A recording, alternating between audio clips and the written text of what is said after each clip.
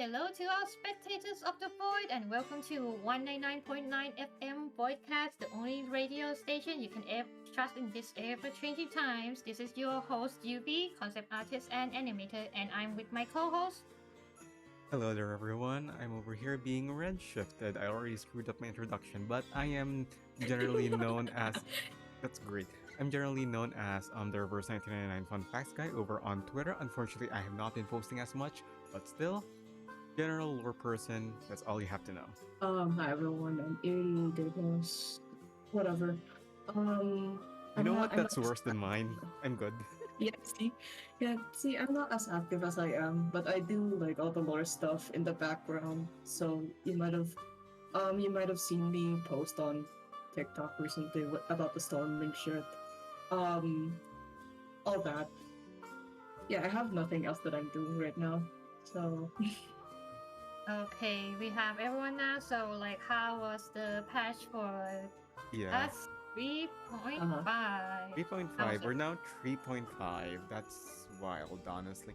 We're now at 2 digits. We're at 2-digit episode. Episode 10. That's kind of screwed up, honestly. Like, how did we get here? Yeah. Then? Oh my god. I mean, technically, we're just doing this for fun, so. Technically, yes. But technically, we're also, just doing this for fun. Yeah, we're now just like doing this and we don't care. Yeah, we now have like 40 hours of content out there. That's insane.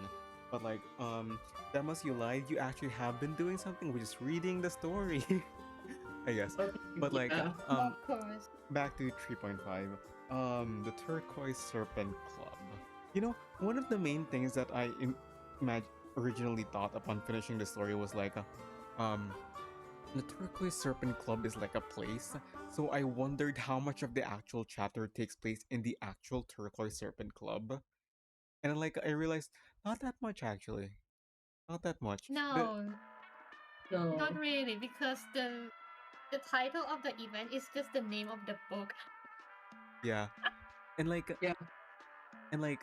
technically you could argue that like, since it's the entire thing is a book, the reference to it, sure, why not? It kind of takes place, but like, I kind of went back and like tried to see like previous patches and whether like how much percentage of them like also takes place in that location or like in that time, like, and like I realized some patches have like none at all, and like some of them have very little, and like even Farewell Rayashi does not fully take place in Rayashi. And then I realized, is 2.4 the only patch where it fully takes place in a location mentioned in the title? Because, last evening's on Earth. It's all on Earth. Well, I mean, kinda. The Earth is kinda, big. Kind of. Yeah. But anyway, I'm off track so much. Going back to 3.5, what did we all think? It is fun. I really like it. It's fun. Also, as like an artist, a lot of references to Mexican art, so that's like fun. Yeah. I remember studying them in college, so yeah. It's very much cultured, that much I can say. Yeah. It's actually very cultured.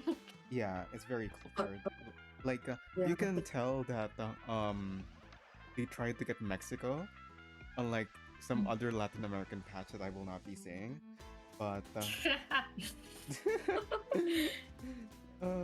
but yeah, they really got the vibes down for the patch. I feel like, and like, although there was like, of course, the mafia stuff with the Perez's and all that, I still very much do appreciate that the main focal point of the story really is just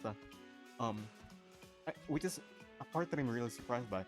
The main focus of the story is about Mexican muralism, which I will be discussing in my own part. But like, the focus of the part is the art of the people, which is as a result of people's resistances and all that stuff. So we're taking a deeper cut into the history of Mexico more than anything, and also once again being reversed, a general appreciation of the arts. What the hell is that? Yeah, pretty much. Yeah, there's like a lot of references that I will be talking because like the characters all have references to like especially Mexican heritage, minus one character that is not Mexican. Oh My gee, I God. wonder It's which not character Mexican. is not Mexican. Yeah, It's why Hanjiang. is the playable actor? Uh-huh. You have reference to another thing entirely, but it's really interesting. It connects very well, I feel. Yeah. Well, we'll just simply have to see, I guess, with whether those characters do connect and all that. Once we get to your Um, presentation. well, at least a 3.5, I think it's a very lore heavy patch, and I really like that because it connects back to a lot of things going on from previous patches, like um 3.2 especially. So it it does really well with reconnecting, uh, at least connecting the cultural references to more significances of them, and I really appreciate that. So yeah, it's a really good story, I suppose. um, Yeah, I think that we have a consensus. Turquoise Serpent Club is actually the worst story in reverse so far. I'm kidding. But yeah, it's another banger to add to like 3.x. I feel like I think we're pretty much unanimous on that. Oh my God, 3.x does not have an L. Not one of it is an L. Yeah. no, no, And, I'm surprised it's by it. great. I'm surprised as well. But like, you know what? If they keep up this pattern, then go on with it. Yeah, let's No. see what the story at least has to offer from here on out. Yeah. Hello, hello. Come on in again. Don't know what time it is. It's a dawn of a new patch, and as per usual, we're going to be brushing up on our history books once again, even though I don't know any history, and also to scratch the surface on a little bit of what's happened and connect it back to whatever is happening over in reverse, because once again, it's a history game. Hello there, everyone, once again. ReddShifted here, and we're back with another very regular segment in the Voidcast called Briefly Research Brief History. I don't know when that became a title, but like honestly, I'm keeping it at this point because I cannot think of a better title. Um, this is now going to be like the fifth installment in the series, and like, in all honesty, I really do wonder how I managed to like reach all the way to this point. Like, I'd like to say that we've went through so much since then. Like, we started with what is 3.1 was the Balkans, Balkan Peninsula with the Balkan War, and then we moved upwards to France. In 3.2, we went for the French Blue, then traveled all the way to UK and then the US, then its current positions and all that.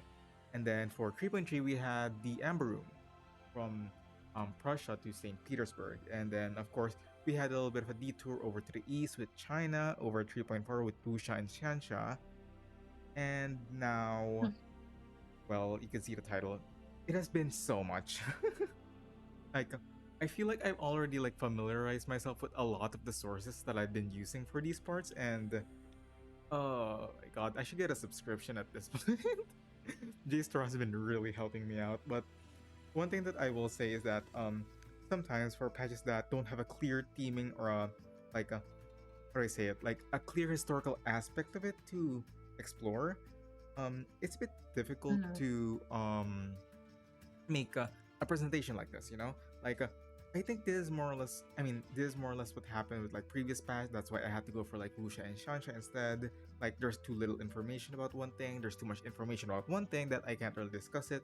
And I didn't say, but like that also is what happened with 3.3, and that's why I had to go for like the Amber Room, despite how disconnected it is with their like the remainder of the plot. Now, what am I saying at this point? Just a little bit of a behind the scenes talk, because like 3.5 has so many different historical aspects, and they're all so good to discuss. Like, oh my god, I basically had a feast in like having to choose which rabbit hole I want to dig deep into. And well, as I said, you already see like the text on the screen. We're going to be discussing a very important part of the story, and an even more important part of Mexican history, which is the Mexican muralism movement of the early 20th century. Ooh, jeez. Now, like the game is out. Oh. the game has already mentioned a lot about muralism, actually, by of course, like names and concepts mentioned through the story itself. That we will be discussing that later, like things like that. But it's also the fact that we had three, I think I counted three at least. We had three whole ass like rails about muralism in the event itself, like one in the beginning, one after like the depths of and then one in between. So like more or less from playing it alone, you should have some semblance of an idea of what we're going to be talking about today. And like you know, this is like kind of your pre-lesson reading material assignment that you probably should have, expected. You're listening to our Verse 1999 podcast about 3.5. Like read 3.5 before you get here. But still, Yeah, we have so Mhm. many spoilers. There is no future, so it There's no is technical expected term. of our audience to already experience the patch before they walk into the podcast, yeah, I unless think they that's just expected. wanna Pretty unless much. people just want us to see us, dissecting the certain topics or character design or something like that. That is also fine too. That is Yeah, understandable. But like oh my sometimes you just god. miss a lot of context. Yeah, there's a lot of context really missed if you just simply go like experience the entire patch through our own lens. But like, oh my god, you came for us. You came for us. Thank you. Bro. Oh my god, it's like the paint nailed emoji when you say it. Paint nail emoji sparkle. Nail emoji. But yeah. Basically. Once again, before we start, I'm gonna have my usual spiel of like disclaimers and stuff before the actual episode. I am not a historian. I do not have a degree in history, nor humanities, nor the arts, nor anything adjacent to it. I am STEM related. It's so far from like whatever I'm gonna be talking about. I'm just someone with a lot of free time and access to online resources, and thankfully, those online resources I trust are verified and also trustworthy, I guess. So, like, still, at the end of the day, please take my words with a grain of salt what I'm going to be talking about. And if I ever do get something wrong, please do correct me. I am so sorry in advance.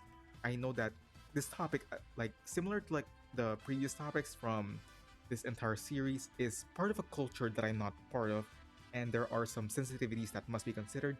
So, my word is not gospel. I'm so sorry if I get anything wrong. If I'm interested, I mean, like, if you're like interested in whatever it is that I'm currently saying, like whatever it is I'm going to be discussing, then please, please, please do more research into the matter. Like, if you're interested, go dig deeper. This is just a surface level thing from someone who's not part of the culture, and like, the more eyes we get on these things, or the more people that are interested in them, well, at the end of the day, that's better. You know. With all that That's being said, kind of like the point. That's kind of like the point of the podcast, that we really want to like people to go and read more themselves after this, because some of these Mhm. are just like not 100% flowed, which is like Mhm. that's understandable because we have a limited time for making the podcast itself. So that's why we had to like sort of cut some parts off so it fits like in a fixed time, because we do not want a goddamn 5 or 6 hours podcast. I think Red yeah, laptop is gonna I I'm, explode. I would die unfortunately. And like one other thing is that yes, we really do cut out a lot of parts. Like this presentation alone, I had to scroll through like 3 pages where like the scroll bar is so small on the side, and I had to cut out so much of that. I think it's gonna be clear once we get to that part, like which one I specifically did. But like history is so deep in like all of its references, all of its events. So like this is just a surface level scratch of the actual whole story. So once again, if you're interested, go for it. Like dig deeper, experience more, whatever. That's the point of the Voidcast. And with all that being said, let's now start. this version's Yeah. history lesson. And what better place to start than, with muralism than with, murals? Let's start with a rather easy question. What is a mural? Oh, that's easy. That's basically art on the wall, painting on the wall, basically. Yeah. It's like what do you call like it's like terms for like mural, muralism, and murist too. So that would just be like art. It's kind of like how do you say this? What type of art? Because we have like paintings painted on canvases. We have like paintings painted on like objects or ceramic or something like that. Yeah. And depending on Yeah. like the what do you call it? The the canvas, I guess. Depending on The what you art paint it medium. on, that's gonna be like a type of art. Yeah, it's like a Yeah. different type of art depending on where it's painted and all that. And for murals, it's Yeah. wall. Well, not only walls, but just like any Ceilings. large, Yeah. yeah, and just any large scale surface that's not within like a really limited space. So walls, Yeah. ceilings, doors, etc., etc. Yes. Basically. All of There those. we go. Those are both great answers. You know what? I'm giving you both points for that. I missed Wow. it. So aside from that, let's do some very quick etymology here. The word mural comes from the Latin word muralis, meaning wall. It's just wall. So with that in mind, it Wow. evolved into the Spanish adjective mural that is used to describe what is attached to the wall. So it's an adjective attached to the wall. Then further from that, of course, it evolved into what we now currently know. And what we now currently know is mural, which is any kind of artwork that is painted or directly applied to a wall, ceiling, or permanent surface, as you guys have previously said. So you guys actually got it perfectly correct in a way that one type of classification of how art is distinguished from one form to another, especially things like paintings, is where you actually paint it. So you might paint it into a surface, you might paint it into ceramics and all that, into the ground, or someplace else, and that place alone is a massive enough distinction, despite using the same materials and all that. And then we also have further distinctions from how do I say this? Like the materials you use to paint, and whether you actually use paint at all and things like that. And there's quite a lot of distinctions, but the thing is, a lot of things actually are considered murals. And for that, welcome back, question time. We missed you. This is going to be the first question time for this episode. Which of the following are not considered murals? A. Graffiti. B.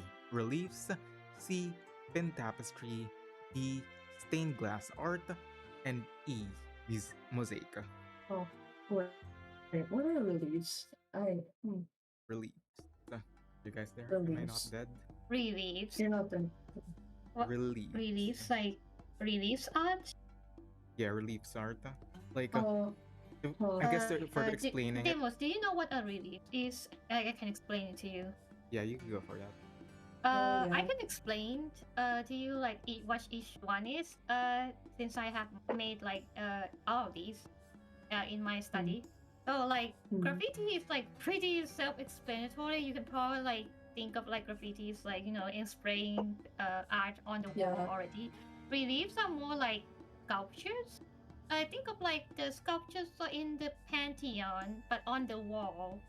So there's like more textures, more dimensions on the wall. But like Anyway. it's more kind of clay. I used to do this in class too, one of my classes. And pin tapestries. You probably know like medieval tapestries about Knight St. George. You know that. Mm-hmm. Yeah. It's basically looks like a calendar, but it's basically is the banner in the Minecraft game. You have to yeah. Yeah, they're Yeah. just banners. Stained glass though. Oh, I Stained see. glass is interesting because technically it's not painted to the wall, but it's more like arranging color glass paint into a shape or a painting. And Into a mosaic shape is or basically kind of like, oh, that's like a really broad term though. Mosaic can be like so many things. It can be on the wall. It can be on like ceramics. It can be like on like digital art like this, like a very broad term. It's just a style really. So just in general. yeah, it's actually not that difficult. To decide. Do you want to answer? I mean, which of the following are not considered murals? Does that mean it's not just one option? It's just one option. Which one of Okay. just It's one only of them Yeah, is just not one of them. considered murals? Yeah, I'm only now realizing that Just I made one. another like presentation that might be slightly like biased towards UV. I mean, It's sure. about art. It's Of course about it's gonna be history art. of art. And I am a graduated in art school. Yeah. Yeah. This was kind of unavoidable to be honest, but yeah. You guys have your answers? Yeah, I do. Sure. Question mark? Sure. Do Imagine you if, have like- any answers, Deimos? Yes. You can go first. All right, Trey, just send it. 3, 2, 1, Okay. send it. Okay. Oh, I forgot to translate. Or gore. I forgot to translate. I almost typed Thai. Oh, all right. We have a C and an A. Okay. I was about to say, like, I was really scared for this solely because, I know UV has studied art and, like, if I get it wrong, that, like, the answer here is wrong and, like, UV is, in a way that UV answered differently to the actual answer, there might be an actual debate in the podcast for, like, the next Yes, few minutes. I will debate you. I'm scared. UV, I'm scared. What if we just skip this question time? Look, Actually, I already saw the answers, and I was like, why? Like when Deimos asked, are there like multiples answers? And I was like, there is multiple answers. That's why I was like, I'm gonna answer not the obvious one. So that's what I answered. UV, would you kill me if I say C? I see. UV, would you kill me if I say C? Look, okay, look, let me just explain to you the difference. All right, go for it. Okay, look, this requires you to actually like study in art class. Yes. The difference between like a graffiti and a mural is like actually very like on like it's slightly more simple than you think, because graffiti is more like it's done mostly it's like considered it in like the circle definition of an art on the wall, but it's done unpaid or by unknown artists on public building. And for like murals, it's actually done. It's like a specific work being commissioned commissioned by the owner of the building to make them basically. So the difference between this is like consent, basically. Basically. It's actually not that.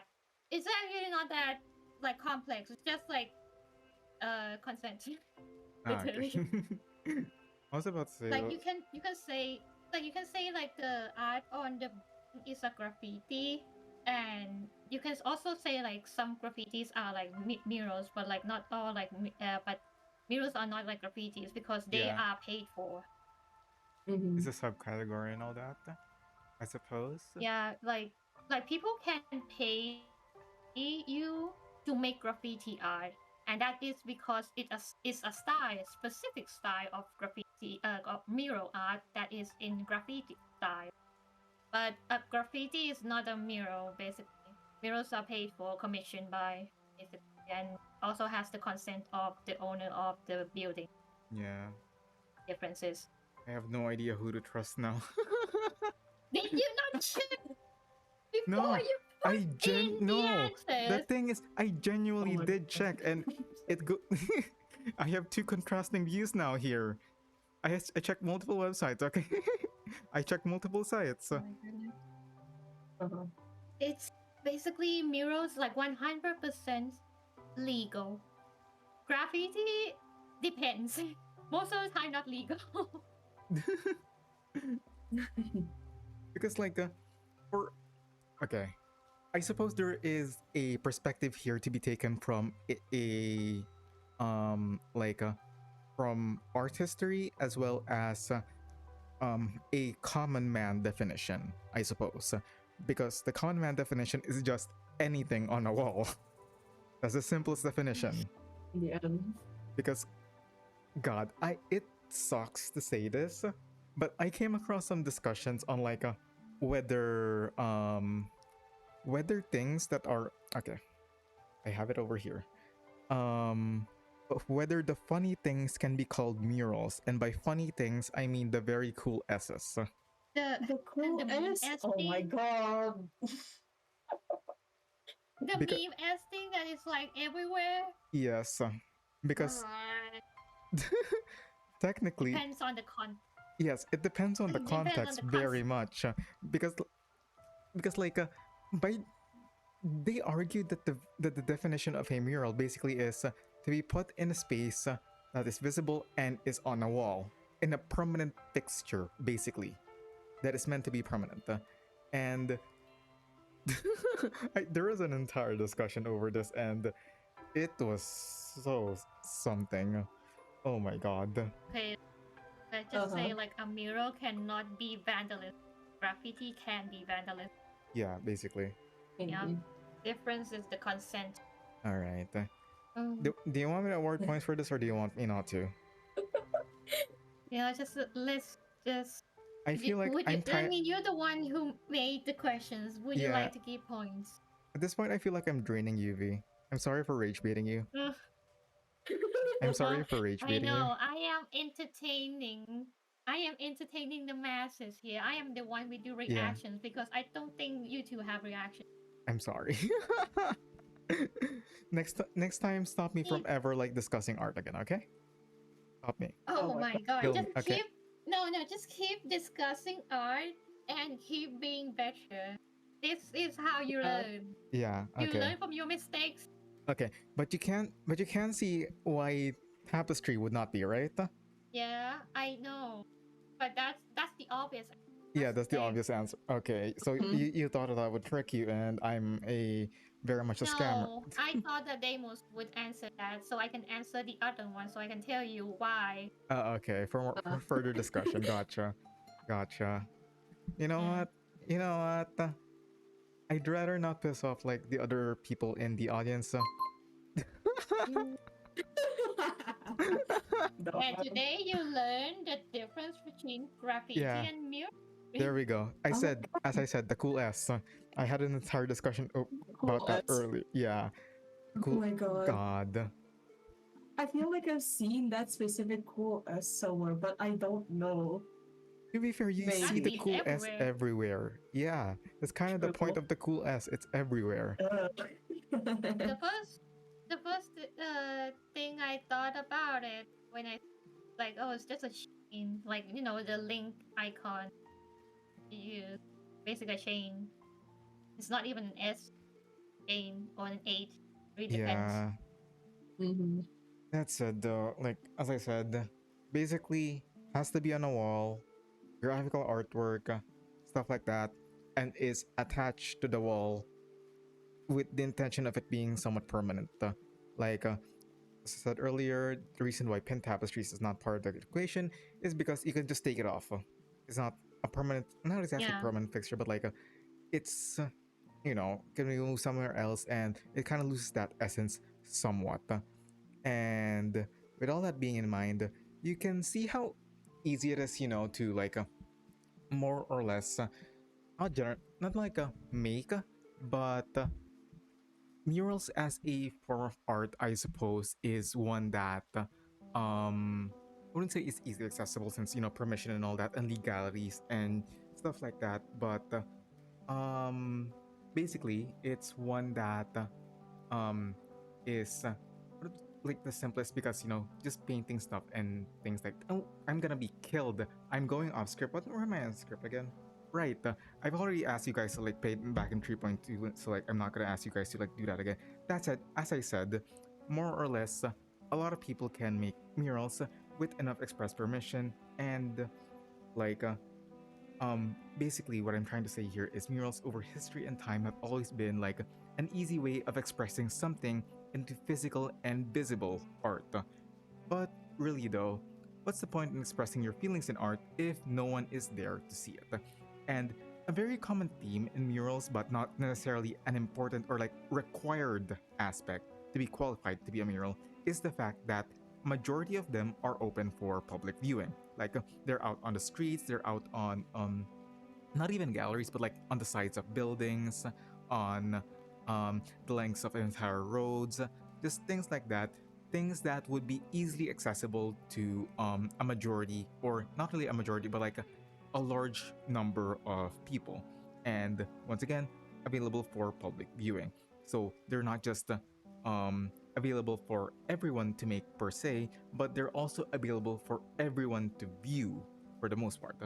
And that's why a lot of the murals that we see nowadays are huge, you know? As I said earlier, scaling buildings, entire walls, and things like that. And this exact idea of like this method of spreading thoughts and feelings from the artist to the public is exactly what this is exactly what was used by a few artists in Mexico in the early 20th century. Now, oh my god, I feel like I'm gonna get killed. It's like 30 minutes in.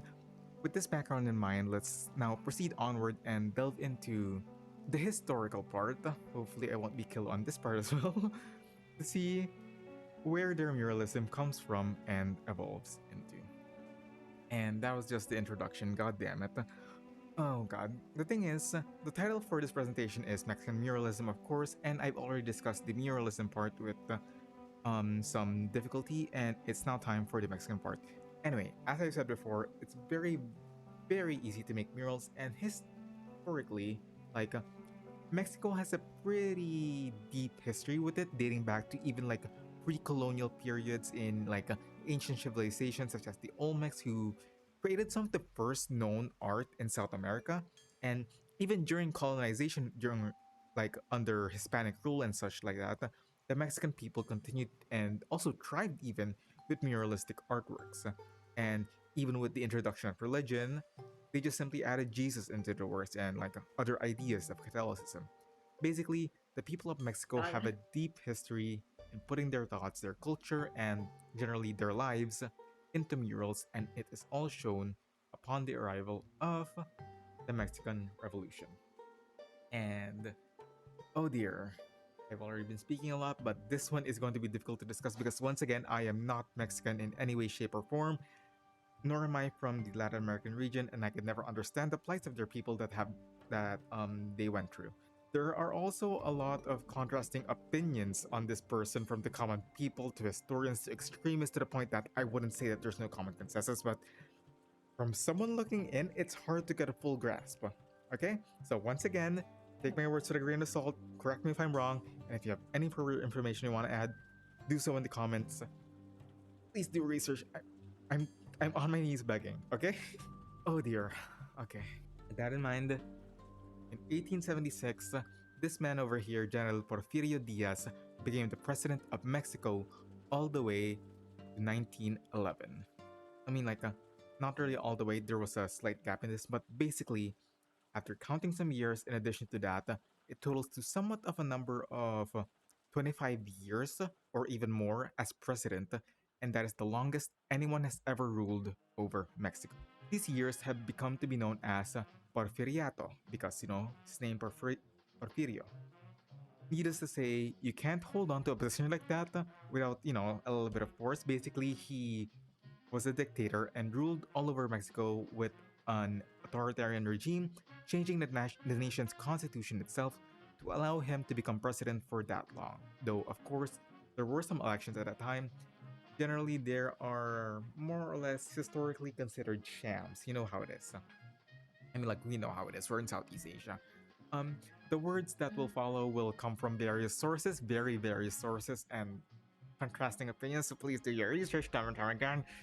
Throughout his entire reign as a dictator as president of Mexico, he changed it quite a lot. For one, of course, being an authoritarian government, there were a lot of silenced voices and oppression being done against the opposing masses against his rule, of course. Aside from this, like uh, Diaz attempted to accelerate Mexico's development into the late 19th and early 20th century, so a bit of accelerationism in there. And by accelerate, I mean he attempted to build and build so much and extend the railroads, and without consent of the people and without much care for the people that will be affected by it. So those that will have to go across and the indigenous people that the railroads will be spreading over. So many were displaced by this action, including, as I said, indigenous people from their rightfully owned lands. And either that or um, some people were forced to work as laborers in their own plots. So, of course. And aside from that, there were also people who had to work for the further industrialization. So, bad wages, bad hours, bad conditions. There were a lot of worker strikes at the time that Diaz simply quelled with, a powerful police force. Basically, yes, technically he did somewhat succeed in accelerating Mexico's progress and industrializing the nation, but unfortunately, a lot of the work done was never in the service of the common man, and though Mexico did increase in wealth, the common Mexicans continued to live in poverty while the rich and the foreign investors simply get richer and take advantage of the country's natural resources. A tale told time and time again. And this is why it's very difficult to tackle this guy entirely because, of course, he did a lot of terrible shit. But also at the same time, I have someone with a master's degree on Cora saying that his government is one of the best in Mexico, and it isn't that bad in comparison to other countries at the time. I have no idea where that came from. Meanwhile, you go over to another forum and everyone hates his guts. Put it in another post and everyone apparently says he's fine and we should emulate him in modern times. I have no fucking clue what to follow. History and its discussions, from what I could seen, is very much so much of this. Conflicting views, opinions on what happened in the past, and once again, I am not an expert, and I am not Mexican, and I'm not going to be delving super deep into this topic for the sake of everyone viewing this and also my own sake. So, none of his policies or stuff like that. I'm sorry. What right do I have to put my hat into the ring after all? Okay. Well, we are not talking politics today. We're going to be talking about art. Yeah. We're talking about. But also, art is political. Yeah, art is political, so it's kind of hard to do stuff. So as I said, we're scratching the surface a little bit here. So that's a bit of context over there. But I'm not going to delve a little bit deeper. I'm going to need a master's degree in history for that, and I don't have that. But don't worry, you have master's degree in STEM. I don't have a master's yet, just a bachelor's. But yeah, You will get it soon. eventually. Eventually. I was supposed to do a funny haha rich people bullshit again for the next question, but as I said earlier, I think that would be pretty insensitive considering all that I literally just talked about not being Mexican and not understanding the plight of the people. Although there is one anecdote that I there's one anecdote that I seen during his rule that he is somewhat tangentially related by. So I almost want to discuss it. So for the next question time, this is an event that happened during his time. For our Pride Month special in our question time, what is El Baile de los 41? A. What the heck do you think I don't understand Spanish? Okay. Deimos. We're a bit biased here since Deimos. I feel like you could understand a little bit of Spanish. A. A Yes, you chief have been of speaking staff Spanish of lately. Diaz, alongside others, come out of the closet. B. An illegal police raid on a group of high society homosexuals. C. A large-scale pride, quote-unquote, or whatever pride was back then, a pride parade stretching out for 41 miles. Or D. A failed worker strike led by men, often considered gay by historians. Oh my god. I mean, El baile de los 41. You Would you like want the Do we have translation. translation? Um, I know, dance like, of the is it like a 41. dance? Dance of the 41. Oh. 41. 41. Yeah. All right. I'm just gonna say it right now. You got it right. It's the dance of the 41. Mm-hmm. Okay, so like, what is about? Just like, is why is the sentence so long? Why is like just like answer one that the Because sentence is so long? 41 is 41. Oh, Yeah. okay. 41 is 41. I forgot what. It's just funny. Anyway, I think I have my answer. I Right. think I know. For the With the provided context. I had to get like a Pride Month special for this one. Okay. Evie, you're doing so good. like so it has something to do with 41 question. Yes. Yes. Yes. But maybe I hid some Oh. details about 41 in some of the parts. Yeah, I see. Mm. Like who knows? Maybe those chief of staff along others total to 41, or those homosexuals come out to 41. Mm. But yeah, Evie, you got your answer? I'm just like trying to give me a moment because chief of staff alongside an illegal police raid. Wow. And a large scale pride parade. I don't think that's the one. I don't think. I failed. I failed workers try live by men considered gay by historians. That's Okay. unusual. Look, most of the time they would say and they were great friends, and they were roomies, and they were They were brothers roomies. or something. So no, that would not be considered accurate of historians. So it's like one or two. Let me think. On translation, I'm not okay.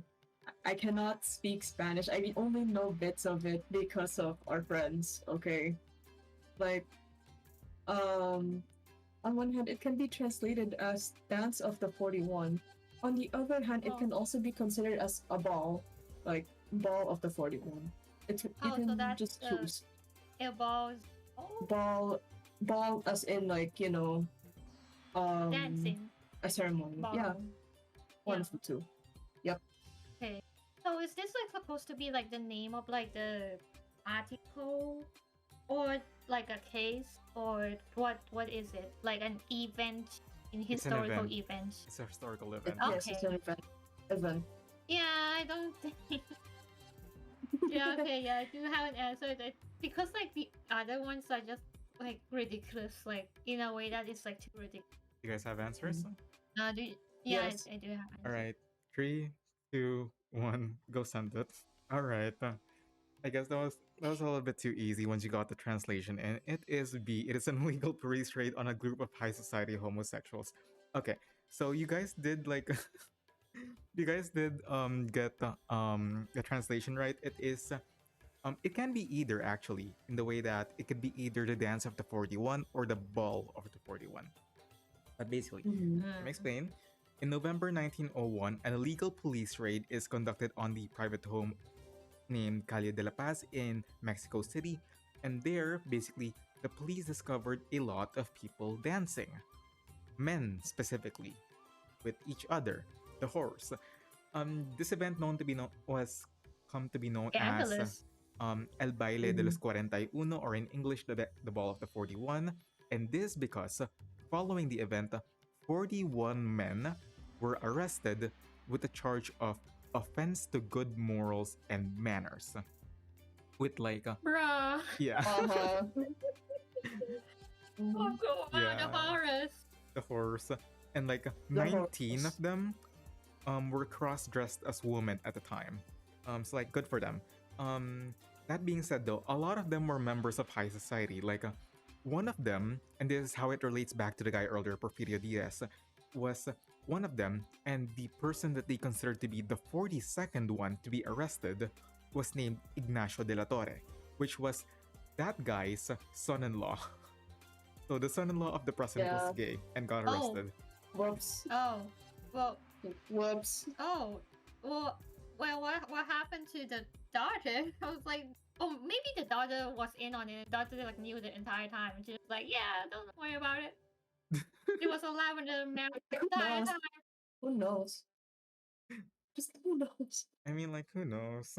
That's according to the media, anyway. Because, of course, they tried to, keep it hush hush because there's a lot of nobles, or like, not nobles, but like high society people that are apparently being arrested. So they tried to silence the Mm. noise regarding the event, but the media still caught on. And of course, because rich people and like the military attempted to silence it, the event went hyper public. From there, the event is coined by the writer Carlos Monsiváis as the invention of homosexuality in Mexico. And the event was widely lambasted, satirized, and made fun of in the public, with many considering it as a moral failing of the upper echelon of Mexico. So very unfortunate, but nonetheless, in recent years, the event slowly became more and more accepted within the LGBT circles in Mexico, and now it plays an important part of their history. Nowadays, the dance is more or less depicted in a more positive light, especially with the recent drama adaptation in Netflix in 2021 named Just the Dance of the 41. With that, happy Pride Month, everyone. Oh my god. I just really saw this and like I thought, Okay. hey, this would be funny to put over here, and it was. And yeah, this is the article on the matter. And yeah, shout out to the guys with cross dressing, cool mustaches though. Nonetheless, let's go back to art Damn, the history. mustache game back Yeah, the then. mustache game was wild back then, honestly. Oh, Bro. Like as I said, we're not going to be discussing that much regarding the history with Porfirio Diaz, but basically, after so many things that happened on top of everything, the camel's back finally broke with the final straw in 1911 with subsequent losses against revolutionary forces.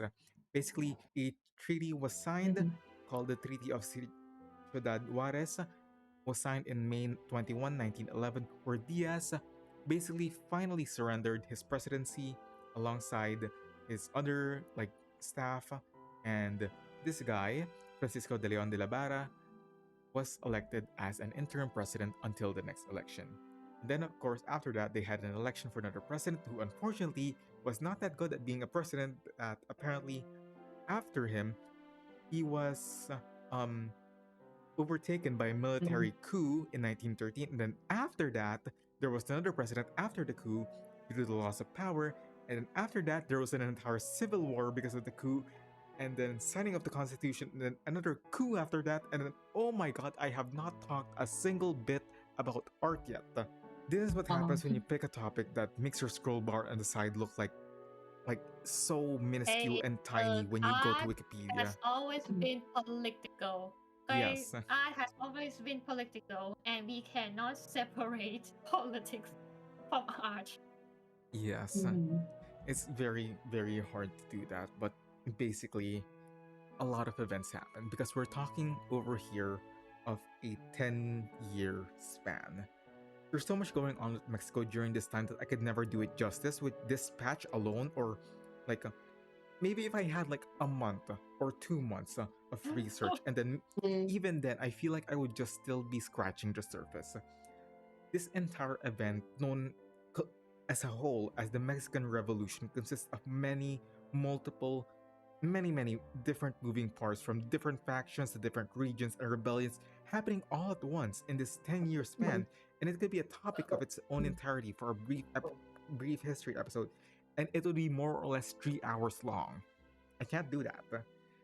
Unfortunately, it's not that I want to skip it, but the essence of the story that I'm trying to tell you is this. Following the ousting of the previous dictator President Porfirio Diaz in 1911, Mexico went into turmoil, with presidencies being taken over and over and over by coups, by revolutions, by civil wars. And as I said, the devastating civil war happened and it broke the country into many, many different parts that cannot get along with each other. Nonetheless, a new constitution was made in 1917, and in 1920, the new government is going to try to pick up the pieces of the battleground and try to unite the country once more. And they're going to do that through muralism. And oh my god, we finally made it. Muralism, welcome back. Question time. Oh, Muralism is chosen to be the spearhead of rebuilding art in art because of so many reasons. Which of the following is not one of them? A. Poverty leading to low access to materials needed for creating and distributing of more complicated forms of public art. B. Widespread reach of murals in public spaces. C. To spread messages to those who are illiterate in the population. And D. Serves as a return to tradition to the ancient past where the Olmecs would make their own murals. I feel like I made it very, very much easy this time around. But you know what? I'm fine with that. Maybe. So like we have to choose like the one that is not Yes. not the Not a reason? reason. Okay. Yeah, not a reason. So tradition to ancient past. Purple. I think this was like briefly touched in the event, like very briefly, but Yes. it's like because it's like it did talked about it a little bit. Just a bit. Just a bit. Hmm. I think like from the event alone you could answer this question. Okay. I'm gonna guess this one. It could be this, but it could be like another one. So I'm just like gonna pick one. Alright, Deimos, how are you doing? I'm really considering all the options because I'll just choose something random and see what happens.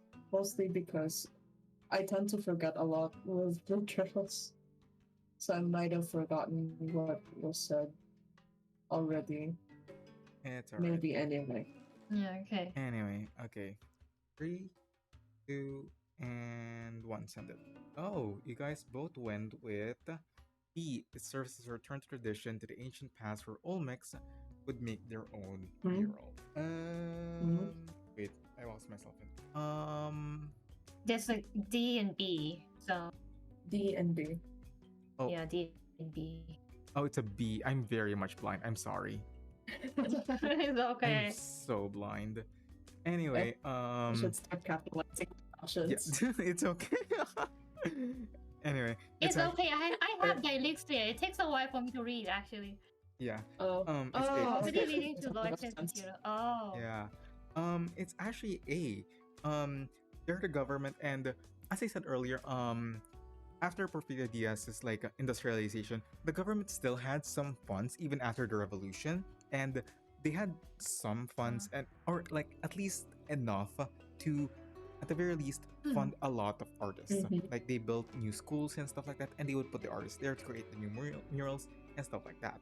Meanwhile, on the other hand, widespread reach of murals in public spaces is of course a thing that I mentioned earlier with how some of them are on the sides of buildings in like public places, and that's how you as I said, they want to channel a message to the masses, and for that they need widespread reach. And C is of course, as I said earlier, while the government and the higher upper class were getting richer, the poor were getting poorer, and alongside that, illiteracy rates were still kind of high back then. And art is one way to express a message, even though you are not you are not literate at the time. And D is serves a return to tradition. They want to instill nationality, and part of that nationality is, of course, murals. And as I said earlier, Mexico has a very deep history with murals, with the Olmecs and their ancient past, even during the pre-colonial. So it is an A. Very unfortunate. Did I ding you guys earlier for the gate question? I don't think I dinged you guys. No. Okay, hold Is on. that's like the other option I was thinking, and I have to choose between A and D because I remember like the rest of the rest of them being the answers, because murals, especially like Mexican murals, is meant to be like, you know, the entire concept of it is meant to be for everyone, so is it accessible, it's for the public, and anyone can touch it basically. Yes, so exactly. when like talking about like materials and stuff, I was like, I wasn't sure. It could be that, or it could be like the other one that is like specifically for like a specific indigenous group of people, and I wasn't sure. Yeah, I mean, D is very much part of it, but still, Said, ooh, public art. When you're trying to rebuild after a civil war, one of the most important things that you have to take into consideration is, of course, civil war identity. You have to bring back that feeling of nationalism into the people's bones and in their hearts, of course, to ensure that, of course, they won't try to kill you again or cause further fractions caused by regionalism. You know, to have the country further split apart, you need to regroup all of them into one singular national identity to make them feel united and together after all that they had experienced. One of the ways to do that, of course, is through art, but how can you make art affect the masses if they never reach the masses in the first place? What about those that can't read? What about those that cannot gain resources to appreciate it in a gallery? You make them public, and you fall to muralism. And thankfully, with Mexico's history, they have a lot of inspiration to take from in order to create that kind of harmony that they have as one nation. Topics that you have seen in mural have like in in the library and all that have appeared in murals throughout history, like ideas of harmony, a way to honor the workers that fought for their rights, a way to honor the dead and all that, the other spirits, and glorifications of farmers, the land, the natural resources of Mexico, things that people should be proud of. Basically, those are the main themes. And like, I guess for Muriel, what other thing would that be than his friends from the Midnight Kitchen? Another aspect that is captured in the event is that, as I said earlier, it's a public library. It's public.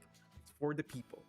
And Logger had even commented that it is visible from a lot of angles throughout the entire building, offering viewers different interpretations or, ways to view the art itself. The public eye is always taken into consideration with the murals, and it is meant to be eye-catching. But nonetheless, let's drag ourselves a little bit out of art appreciation for a moment and get back into art history instead. Let's wind down a bit because even before actually the Mexican Revolution earlier, there were already talks of muralism taking over Mexico and reinvigorating artists to create a national identity. And one of the first proponents of this is none other than Dr. Atl or Gerardo Murillo. He is considered to be the first modern Mexican muralist with his ideas and a desire for a new form of Mexican art movement that would speak specifically to the masses and to the interests and realities of the Mexican people. And he mentioned this as far back as 1906. And for context, the Mexican muralist came in 1920, so he was about like 14 years early into that. And like aside from that, he was actually like commissioned to make a mural back then before like the revolution, but it was unfortunately not finished and halted along the way. But even during the revolution, Atl was still very involved in matters as he persuaded some of the people that would become very, very important in the entire Mexican muralism movement.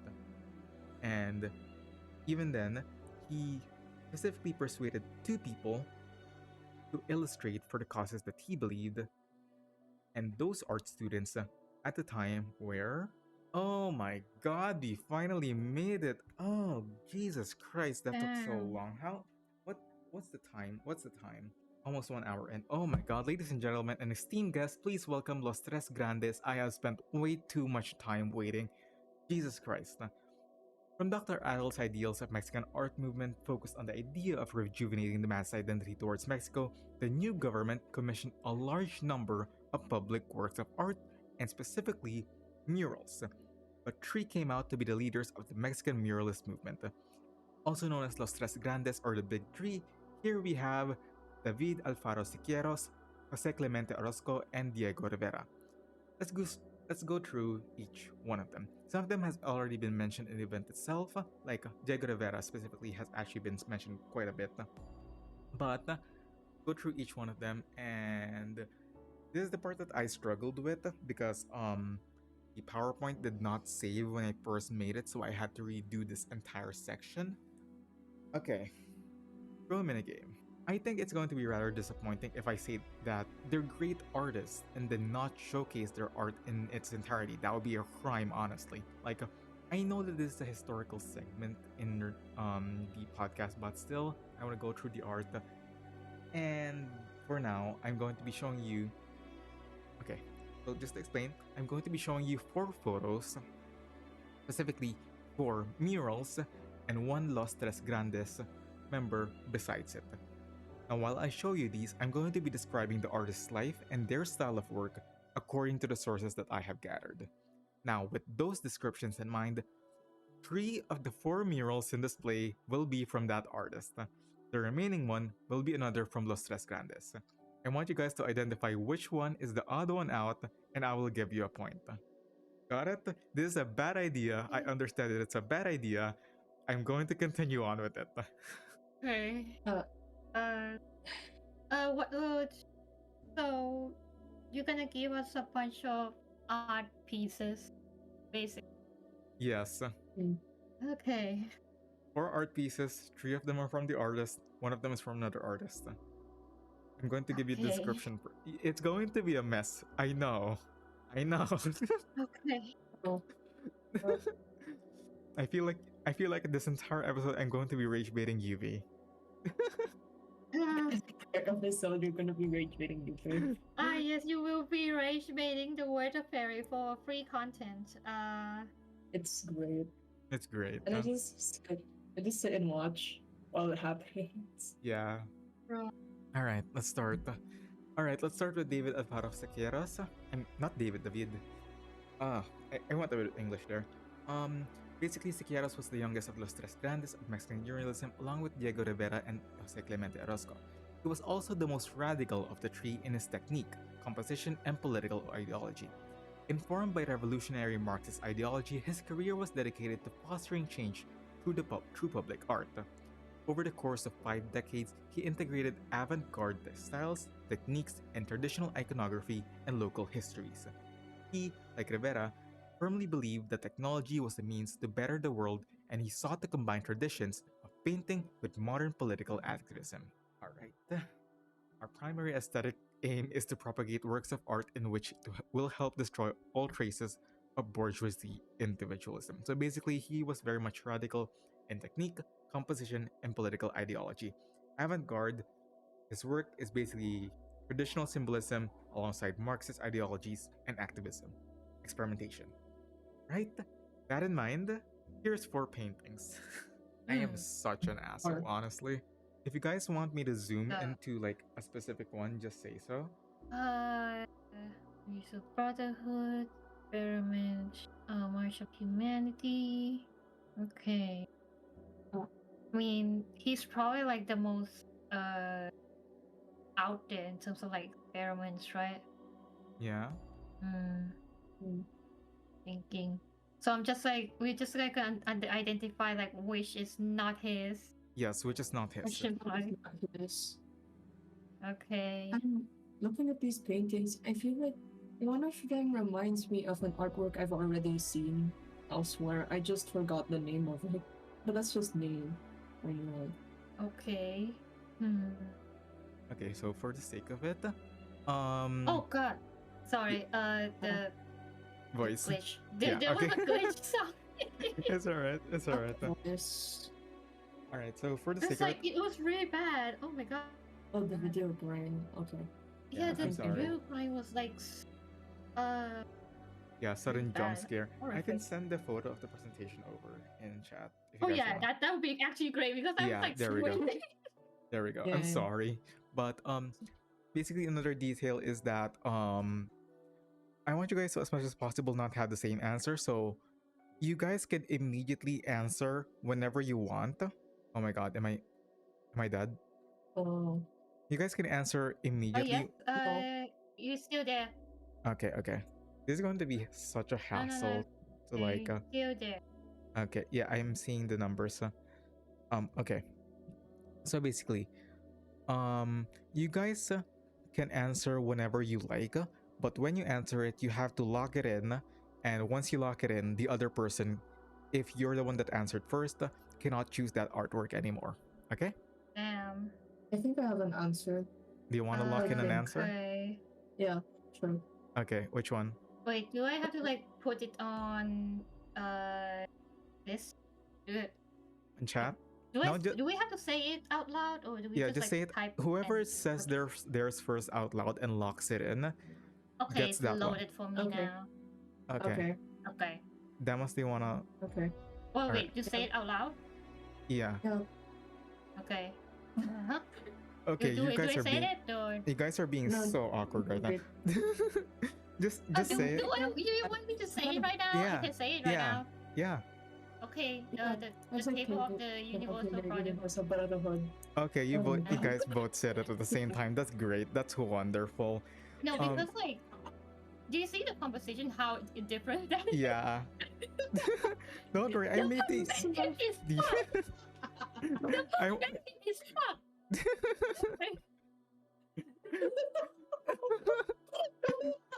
Oh my god, it's gonna get so Okay. much worse.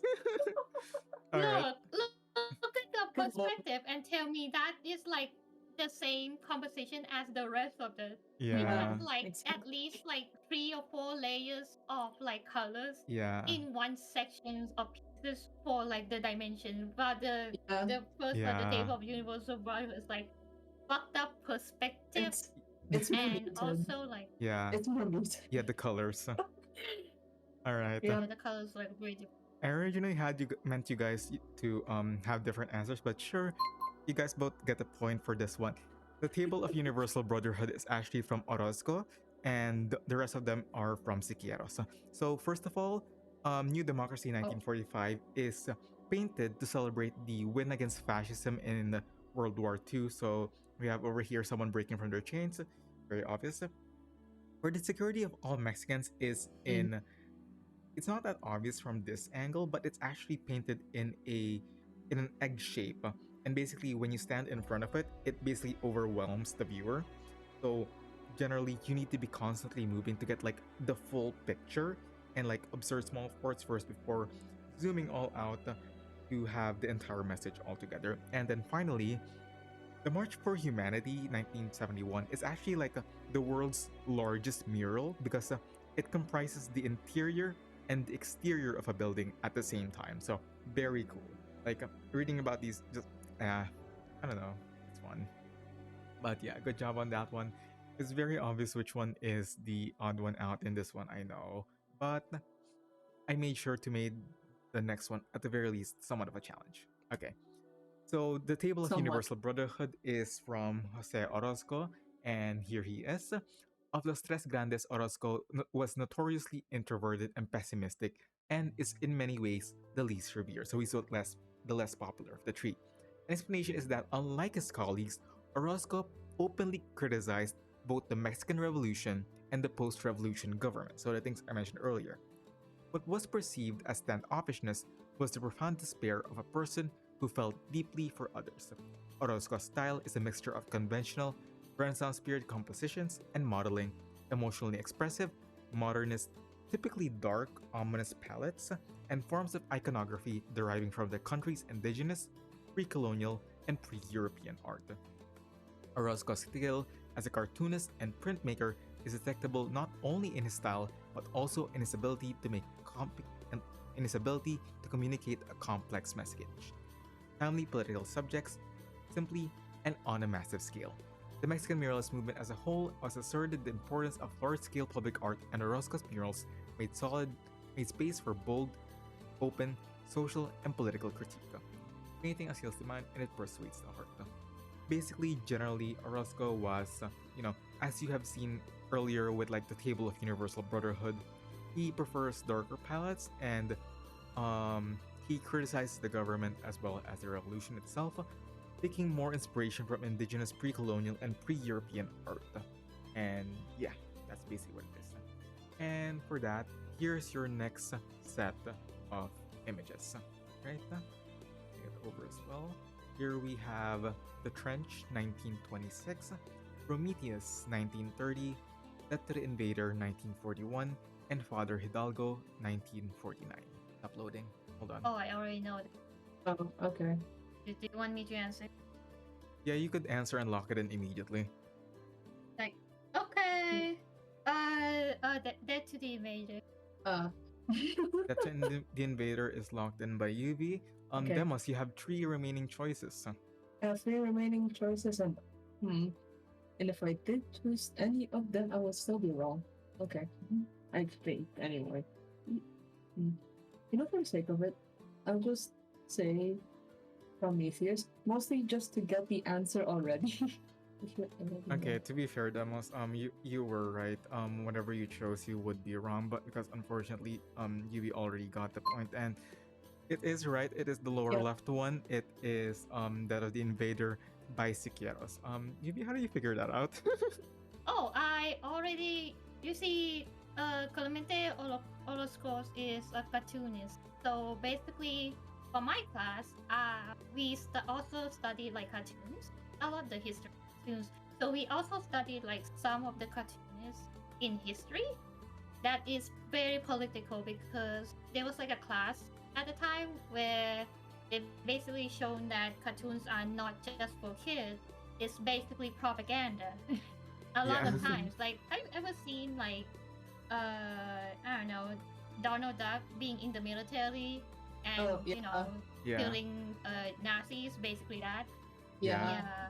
Yeah. Yeah. Yeah, so basically that was like one of the class. So I do know some of his work, and all of his work would most likely be being very cartoonish, and also it's kind of like almost cubism because of the angles he used are very like sharp sometimes, a lot of times too. He has like very specific composition basically. Yeah. Like if I squint, I can see like the shape in squares. basically. Oh, yeah. And like as I said earlier, Mm-hmm. So colors it's and all like that. really easy to Yeah. like determine. Yeah. Mm. Also a bit of a hint from earlier in the way that like avant-garde is like the bottom left one because it's Siqueiros. But yeah, generally the one that is the odd one out is that the Invader. It is by Siqueiros. Meanwhile, the Trench 1926 is a result of as I said earlier, Orozco was against idealizing the Mexican Revolution, and with it he created the trench, in where he refuses to, as I said, idealize it and pushes forward to the masses the cruelties that were experienced by the country at that time. Meanwhile, for Prometheus, um, he kind of like opposed the idea that wall paintings have to be decorous, impersonal, and like pleasant. So instead, he made Prometheus, and the expressionism here is done in a very massive scale, such that at the time, at the very least in 1930, it was not seen yet. Like the previous painting earlier, where it was the entire size of the building that was not there yet. So at the time, this was an extremely large scale for a university, and basically public art that was not pleasant. And then finally, we have here Father Hidalgo 1949, who is a priest who called the Indian people to revolt in September 16, 1810. And well, although the revolt was unsuccessful, he is regarded as the person who first instigated the Mexican push for independence. And then Orozco tried to put his role in this painting as someone who someone to be praised for his role in encouraging the Indians to rebel, while also at the same time condemning him because he is, of course, a Roman Catholic priest whose task was to indoctrinate the Indians in foreign faith. So, he framed it while he fought for the oppressed, he was also technically contributing to their oppression. So, very fun. And aside from that, let's now get to our final member of Los Tres Grandes, who is Diego Rivera, who has been mentioned quite a number of times within the event itself.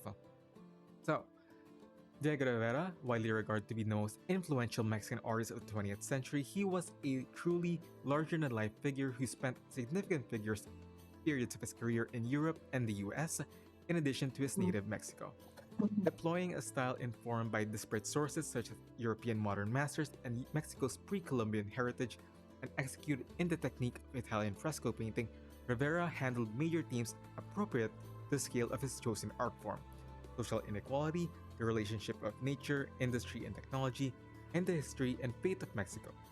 More than half a century after his death, Rivera is still among the most revered figures in Mexico, celebrated for his role in the country's artistic renaissance and the reinvigoration of the mural genre, as well as for his outsized persona. When art is true, it is one with nature. This is the secret of primitive art and also one of my masters. The secret of my best work is that it is Mexican. So very much, I would say the essence of the Mexican muralist movement is condensed into Diego Rivera's work, wherein he just puts in all things Mexican, despite all of the influences he has from European teachers and his time in Europe and the US, and takes into consideration like Italian fresco painting and things like that. He condenses all of that into a Mexican perspective. And with all that, here are your final 4 sets. I mean, set of 4 paint. We have over here the Creation Oh wow. 1923. Oh sorry. Yeah. Can you send me the screenshot? Because right now there's on my screen is really bad. Yeah, don't worry. Can you send me the screenshot? It's really bad right now because I'm sending it. Oh. Yeah, so like a bandwidth. But hold on, it's halfway through. It's halfway through. 6.11 megabytes. Alright, it's almost done. Good lord. Basically, the Creation 1923, the Detroit Industry Frescoes Trial in 1933, the Epic of American Civilization in 1934. Can I answer? And Man in the Time Machine 1930. You know what? Go ahead, lock in your answer. Okay, the Epic of American Civilization. Yeah. Were you also going to answer that, Deimos? Yeah. In essence, I was like, I feel like I didn't want to say anything, mostly because I already had my bets that okay, you already had the answer right then and there, so I'll just not say anything. I mean, you could have said something sooner, you know. Nah, I was already confused in the beginning because I actually also could not see the paintings either. It was like even if the screenshots were uploaded, I feel like oh, Yuvi already has the answer. Sure, let's see. I'm sorry, Deimos. I put you against That's the someone. most like admitting defeat. Yeah. I have never heard. It's just like I'm not even gonna shoot in this sorry. duel. Like place down the gun. I'm not even gonna shoot. Yeah. I mean, with the context that I'm not as educated in art history, so it's okay. You haven't even started your education in college. Yeah. I mean, like, Yeah. to guess, to rip off the band-aid, do you want to still answer or do you want to not answer at this point? Nah. All right then. I'm gonna rip off the band-aid and say that yes, it is very much indeed the Epic of American Civilization 1934. Yubi, do you want to share your thoughts? So yeah, basically it's you can see like from the difference in how he draws like he drew people because it's very cartoonish. The style of it is like the composition is different slightly, and also the uses of color is also different. Like I said, Orozco with the darker colors reflecting his mood. Yeah, during the much so. revolutions. All right. So of course we have on top right we have the Creation 1923. This was actually the first commission from the Mexican Minister of Education, Jose Vasconcelos, and it is one of the first of Rivera's many murals and very much a touchstone of Mexican muralism.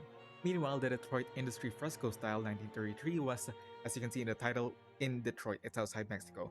But still, it is comprised of 27 panels, symbolizing Detroit's manufacturing base and workforce in the 1930s and constitute the finest example of fresco painting in the US. And then finally, The Man in the Time Machine is, as the title indicates, a painting of the powerful representation of the human race at the crossroads of reinforcing or like competing forces and ideologies. So we have some parts up here, we have industrialization, we have capitalism on this side, we have communism on that side.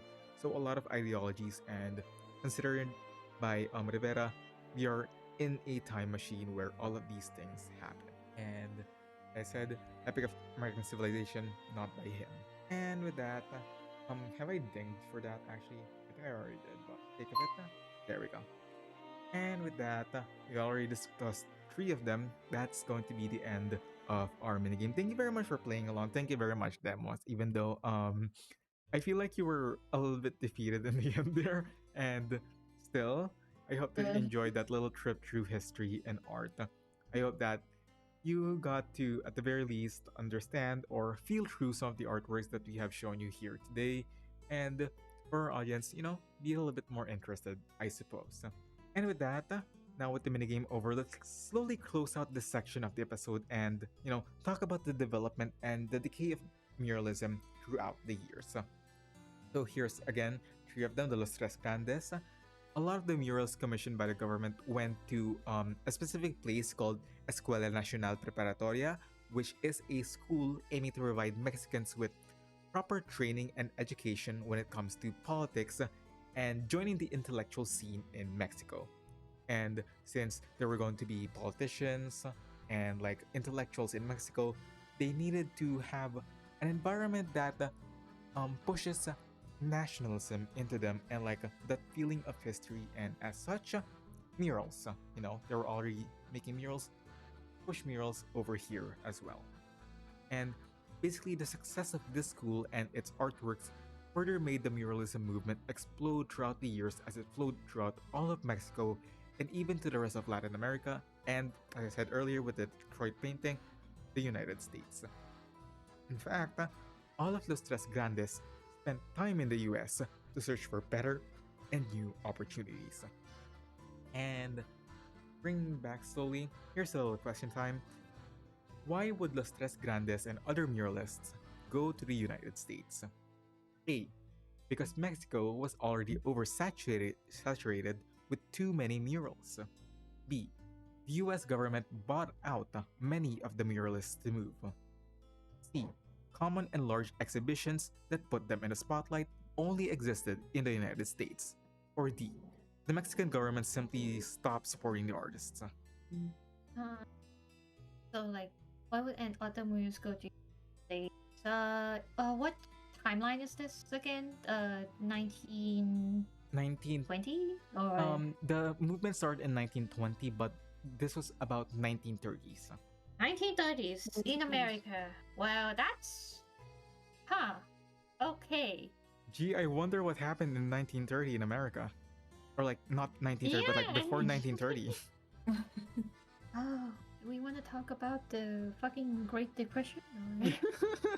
The Great Depression in the room. Yeah. Depression in the room. It's always been there. It has always been here.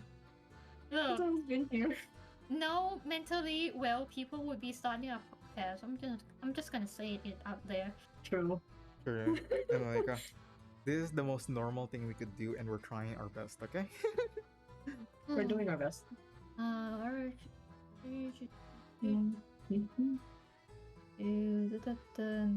Let's see.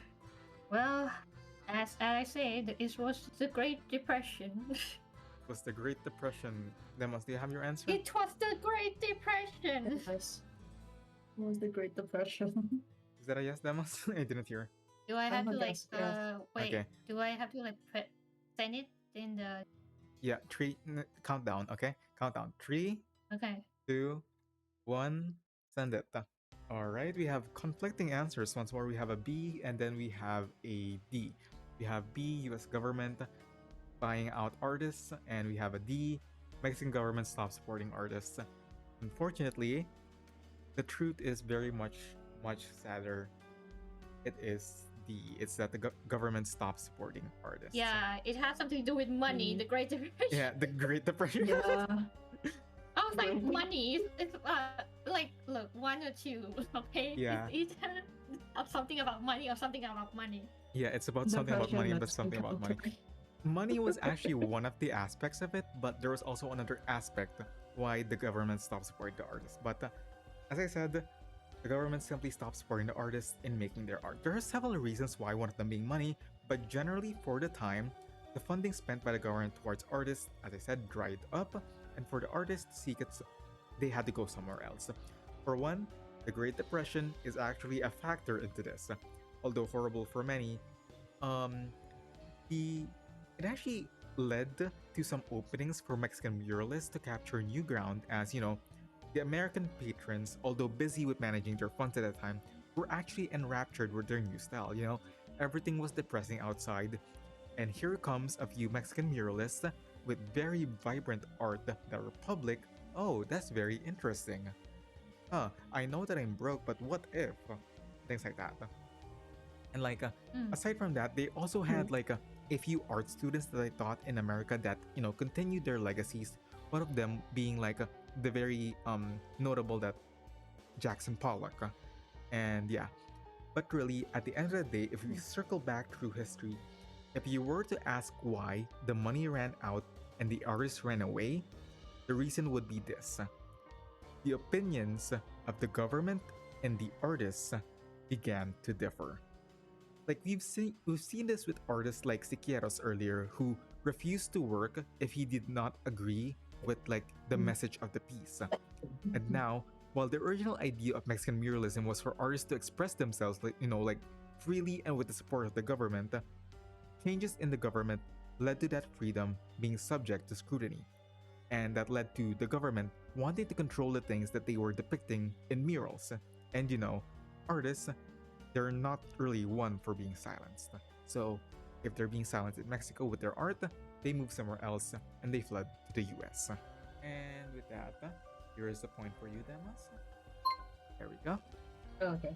And yeah, here's another piece by Diego Rivera, June Sunday afternoon in Alameda Park, 1948. As the decades went on from the 40s to the 50s, support declined even further. Some historians even see the decade of the 40s as the end of the post-revolutionary period and, alongside it, the renaissance of the muralist movement altogether. As the governments continued to change, Mexico appeared to, adapt a more ultra-conservative approach in the manner by which it is being ran. With a focus of strengthening the society and all that, being more conservatives. Art does not really sound that well when it's being made with an extremely open voice with many dissenting voices. And Los Tres Grandes and other muralists eventually lost their voice in the matter. By this time, mural painting became more and more so aligned with a private patronage and commissions rather than for the common people. The people who commissioned murals at this point were banks, theaters, hotel, and the bourgeoisie that became, common commissioners. And a large jump from the government funded pieces became from public art to private collections in different homes, hotels, and such.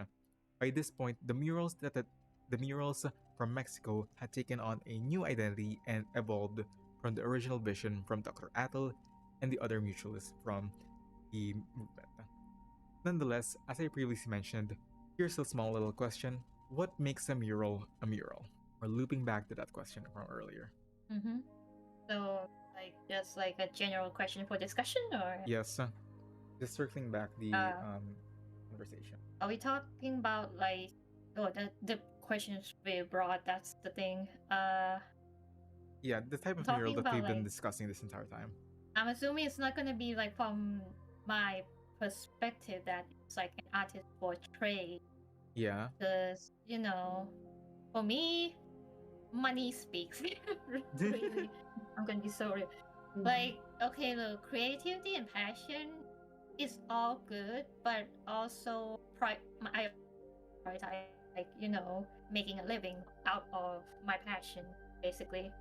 So that's why a mural is basically a commission to paint on the wall. That's the general concept. That's the general meaning. But what's make a mural for this in the context of Mexican muralism? That in the context of the Mexican Revolution, even it would be art that is for everyone, that is in the public, and that is accessible to everyone in all status, basically, Mm-hmm. is what I would assume. Yes, exactly. More or less what I was going for. And yeah, murals are, things, commissions attached to a wall. and it is attached in a way that it is difficult to remove, and more importantly, in the perspective of Mexican muralism, it is difficult to remove and it is difficult to ignore because it is for the general public.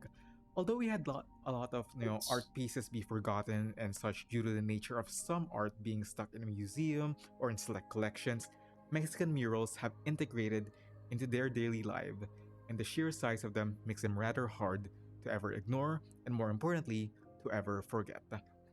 Although the movement has already long gone, as I said, it kind of died out in the 50s and such, we see their traces even now in modern Mexico in some buildings, in some places, in some historical locations, and even though they're gone, we still have a stark reminder of what has come, what they had built from it, and what they should remember altogether. And with all that being said, that's one more presentation about history in the books. Once again, I have been ReddShifted, and this has been a brief history on Mexican muralism. I hope that you have all very much appreciated as much as we have appreciated art today. And oh my god, I wouldn't say this is like the most stressful one because I feel like I was more stressed on some other presentations, but still, oh my god. I think it's more stressful on you because one, it's not quite a topic you are most used to is art. So most of the time you would be delving on history in a Yes. way like geographic or politics.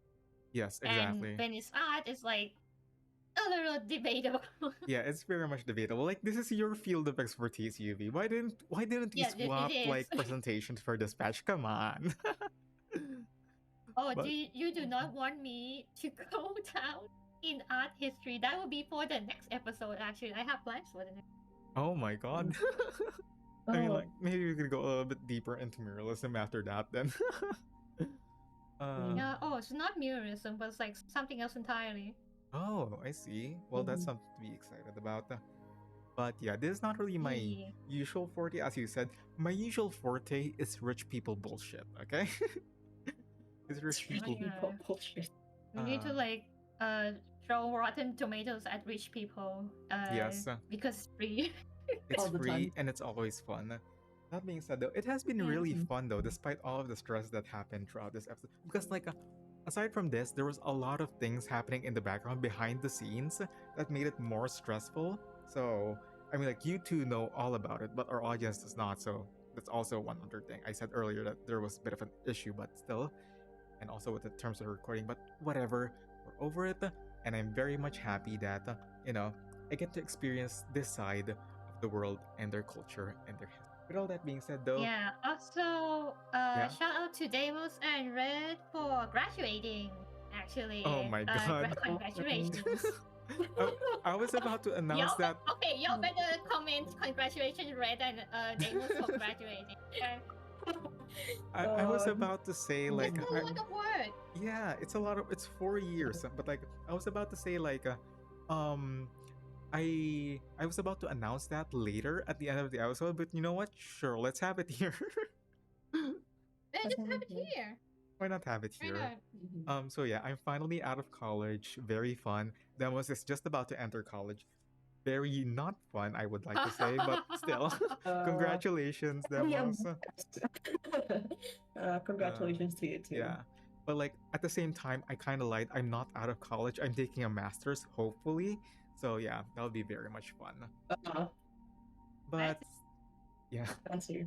masters. Graduate education, we love them. Anyway, let's now head onward to the grading section of things. And well, I think we have our results over here. We have, for this episode, we have 5 points for Demos and 6 points for UV, making it an equal amount in terms of the tokens.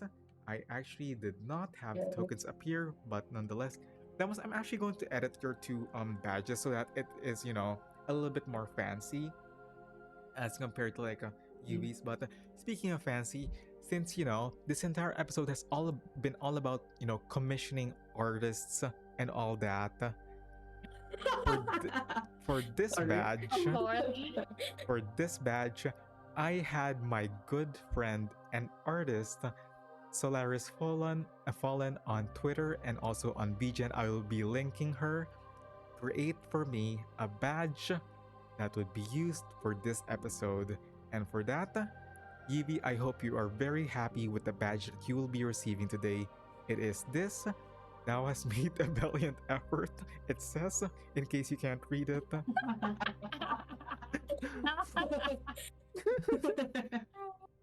Oh my god, graphics is my passion. Yeah. Truly. Oh But my yeah, God. genuinely shout out to Solaris Fallen for this art. Please go support them. They're a great artist. They do a lot of reverse stuff. And send love over on their end. And I actually forgot to upload it over to OBS, but I'm currently doing it right now, so I'm stalling for time. Here it is. It is Oh, very that's big. It is very big. As I said, I did not edit this yet. Hold on. Hold on. Very scuffed. Wow. Very scuffed. That was made a valiant effort. Fancy. There we go. Fancy. There we go. I'm gonna edit your badges later on. It's so silly. Okay. But Oh, with yeah, I all that love in NG. mind, that's one Okay. more episode Now we're at the of badge. Brief History in the books.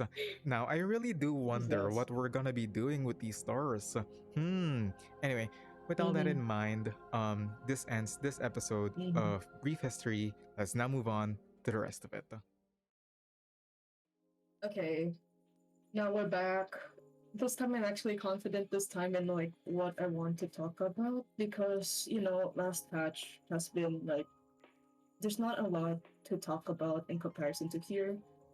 But now that we're in 3.5, technically 3.5 has a lot of more content where it just brings back stuff that I have already mentioned in previous episodes.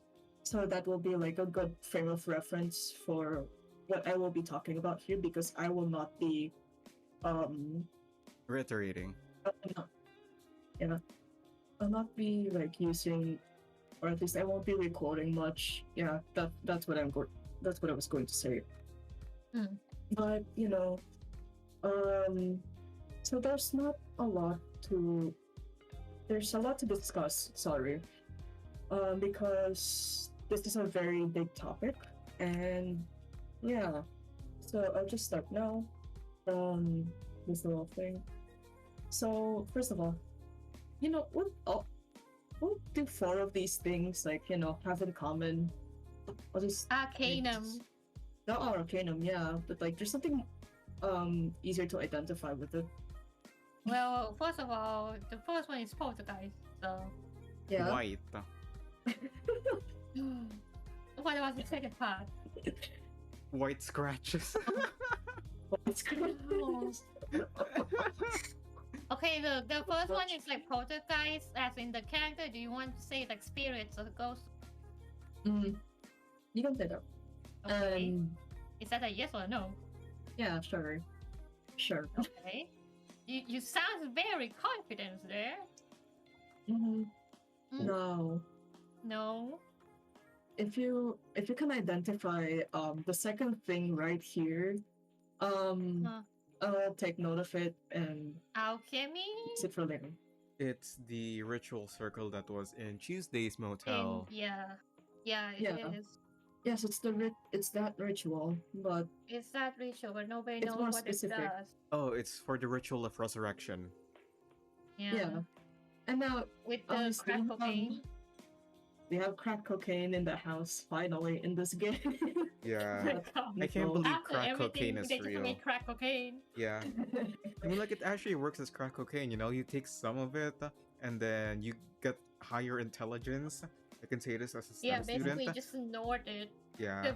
The antagonist of this, the mini antagonist of this Yeah, pack just mini basically antagonist. snorted a bunch of cocaine. Yeah. And it immediately got smarter, I can confirm Yeah. the STEM student. All STEM students snort crack cocaine. That's why we're all so smart. It's And then- basically just the salmon of wisdom from Yeah. like the Irish. Yeah. But the bad thing about crack Okay. cocaine is that you get addicted. You need more of it, even more. And then if you don't, you relapse and then you get dumber again. Don't take our Understandable. words as like gospel. We're not experts on crack cocaine. This is all a Yeah, joke. none of us has done Idiot. drugs. Like actually, None of us have done crack cocaine, okay? I just want to confirm This that. is not serious. This is not serious, okay? We're gonna be cancelled on Twitter if not, okay? That's our cancelable Okay, statement of this let's- episode. Okay, the okay, most okay. like, addictive like substance I have tried is caffeine. Okay, I was True. really scared about what you were going to say right there. Caffeine. Okay. And then, the last one. Going back, the last one, of course, the storm. But like, all these things, and there's like a really, vague-ish connection to them. And that's what I will be talking about today. So, Why are you vague Yeah. posting? I'm a vague posting because it's my thing. But anyway, overall, the topic we will be just talking about resurrection, or the idea of resurrection in Reverse 1999. And oh my, there have been a lot of resurrection themes going on in this game. It's insane. Gee, I wonder But- why. I wonder I why. wonder why. It's Wonder almost what's as if the the entire theme? 3.x series is centered around resurrection. Uh-huh. Or like Maybe dead people 3.x. coming back. Wow. Yeah, it's Well, like oh, every okay. single patch in 3.x has been talking about it. Man, I wonder Okay. what that means. I wonder what that means. But yeah, ever since 1.9, resurrection or someone coming back to life has been an important plot point in Reverse 1999. We've already resolved the conflict of keeping people safe from the storm back in the 1.x series. So now we're left with two goals, which is finding a way to stop the storm entirely and to bring back the people we've lost. For the past year or two, the latter of these goals have been the primary focus of the main story, and we have seen it become integral to the plot of every other lore-relevant patch, from 2.8 fully introducing us to the resurrection ritual here, to 3.0's Charon and the whole, Agnes thing, then the Depths of Myth and Fulcian in 3.2, the Amber Room Project in 3.3, then 3.4 with Immortality in Taoism and Chi, and now that we're in 3.5, we're once again reintroduced to the Depths of Myth in a new medium, which is new paintings. One more. Sorry, there was background noise, but It's you can alright. cut this off. Ugh, okay. But yeah, from the beginning, escaping death has been a very common occurrence in the game, and every other character sought out ways to do so. However, every attempt to resurrect someone or come back to life has, a price to be paid, and it's often paid at the expense of others or something more than that, or themselves. And as we've seen with 3.5, these attempts don't exactly work in the way that people really want. So for that, we'll just go into every means of attempting to cheat death in Reverse 1999 and go through the process of each resurrection attempt, what happened, why it either worked, didn't work, or, worked in the way that it wasn't intended. So we'll start with, Poltergeist here. The only reason why I chose Poltergeist as the first marker is because it's really easy to understand what her deal is and what the deal is going to be for the first section, which yeah, That's a lot. Ghosts. That's a lot. Ghosts, becoming a ghost. Everyone's familiar with ghosts, whatever. So becoming an undead spirit is not unheard of in the game, and we've seen various characters or NPCs manifest as ghosts in the story and become very important to the plot. Ghosts have an extremely wide variety because of the cultural context you can go into depending on where you are in the world. So, in essence, becoming a ghost is a gamble because it's determined by where you live and what the cultural shenanigans you have going on with spirituality. For one to manifest as a ghost, you'd likely want to stick to your values, desires, or even regrets so much that you just become one. So you have like three great examples up here. You have A Night, Click, and Poltergeist, where these are ghosts or spirits who are able to go around the world and they're able to hold on to their values and desires because they're them. Um, Ghost, sorry, Click becomes a ghost because he still desires to become a great photographer. Poltergeist becomes bound to a spirit like octopus and becomes, a poltergeist. And of course, she still aspires to be, um, I guess, pretty. Is the word? I'm More not like sure. inspired to be not ignored because last time she was ignored and drowned.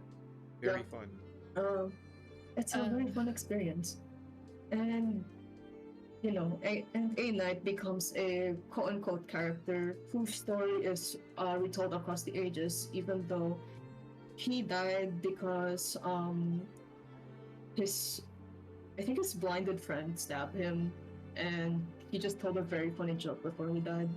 I think that's what I remember. No, there was a story in like A Knight's anecdote where he and his friend um Art Oliver, he and his friend Oliver got caught. Not A Knight's anecdote actually, it was Oliver Fogg's anecdote. Like A Knight's anecdote is from a different friend who died, which is great and funny.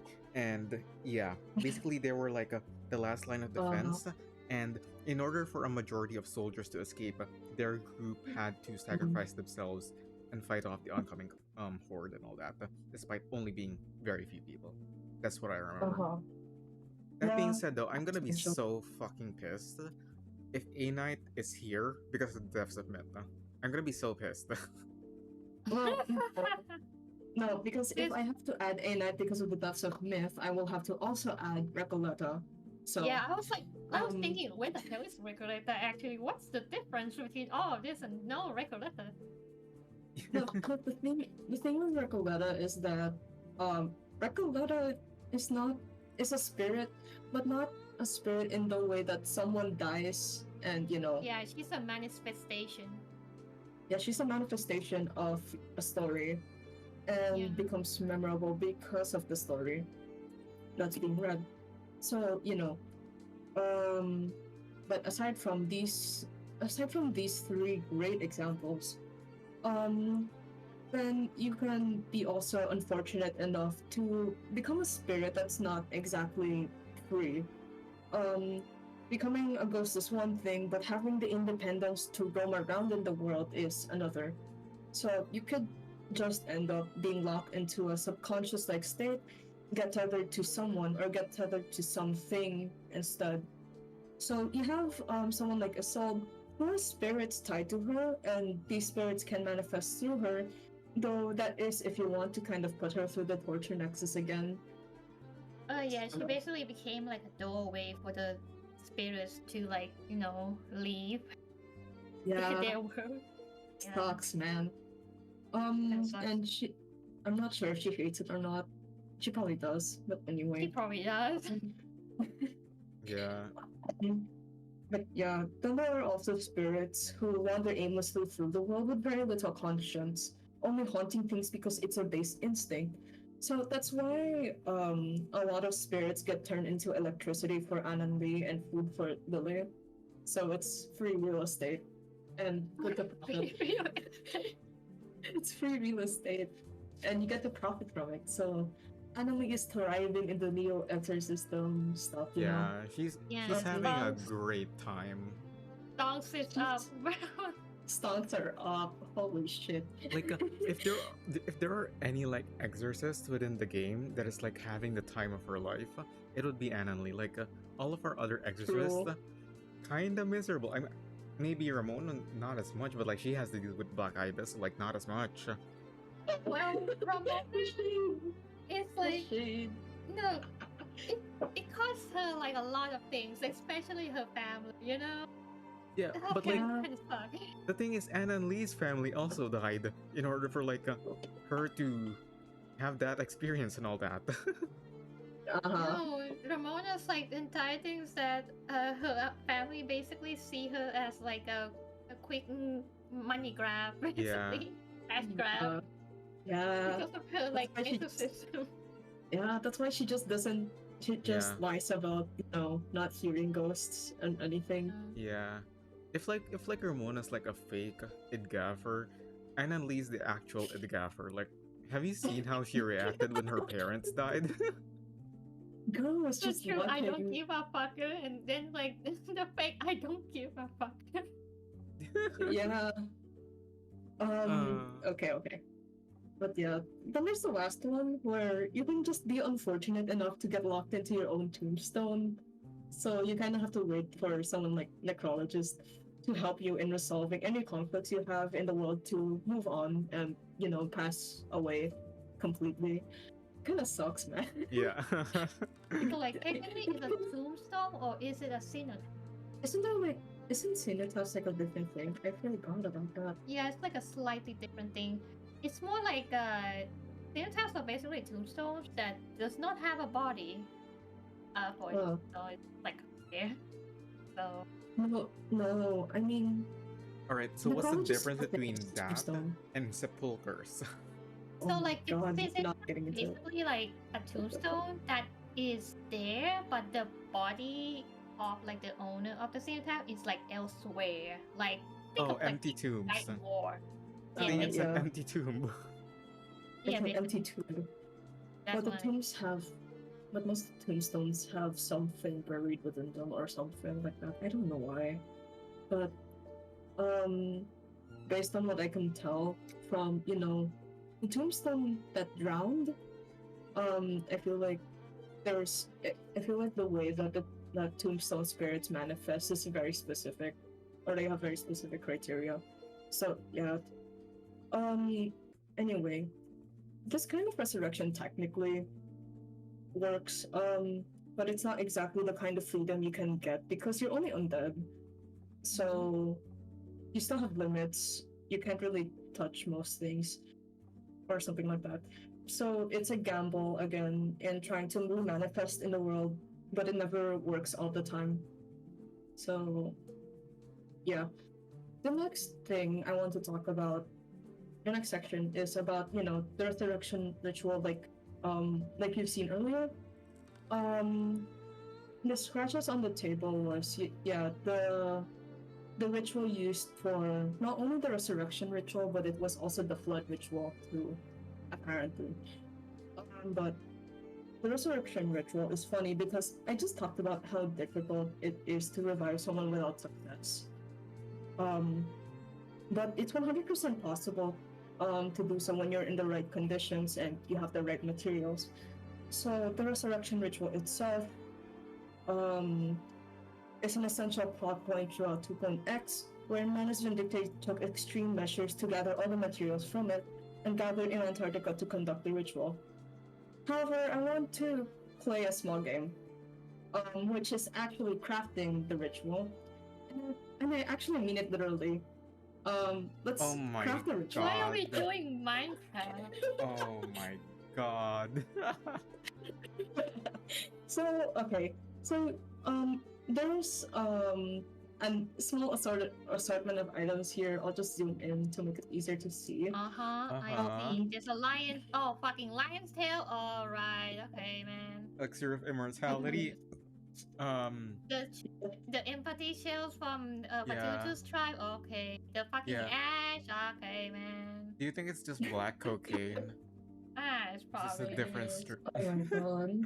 Oh my god. Hopefully Okay. nobody snored that thing. Yeah, hopefully not. Let's see. Let me double check something.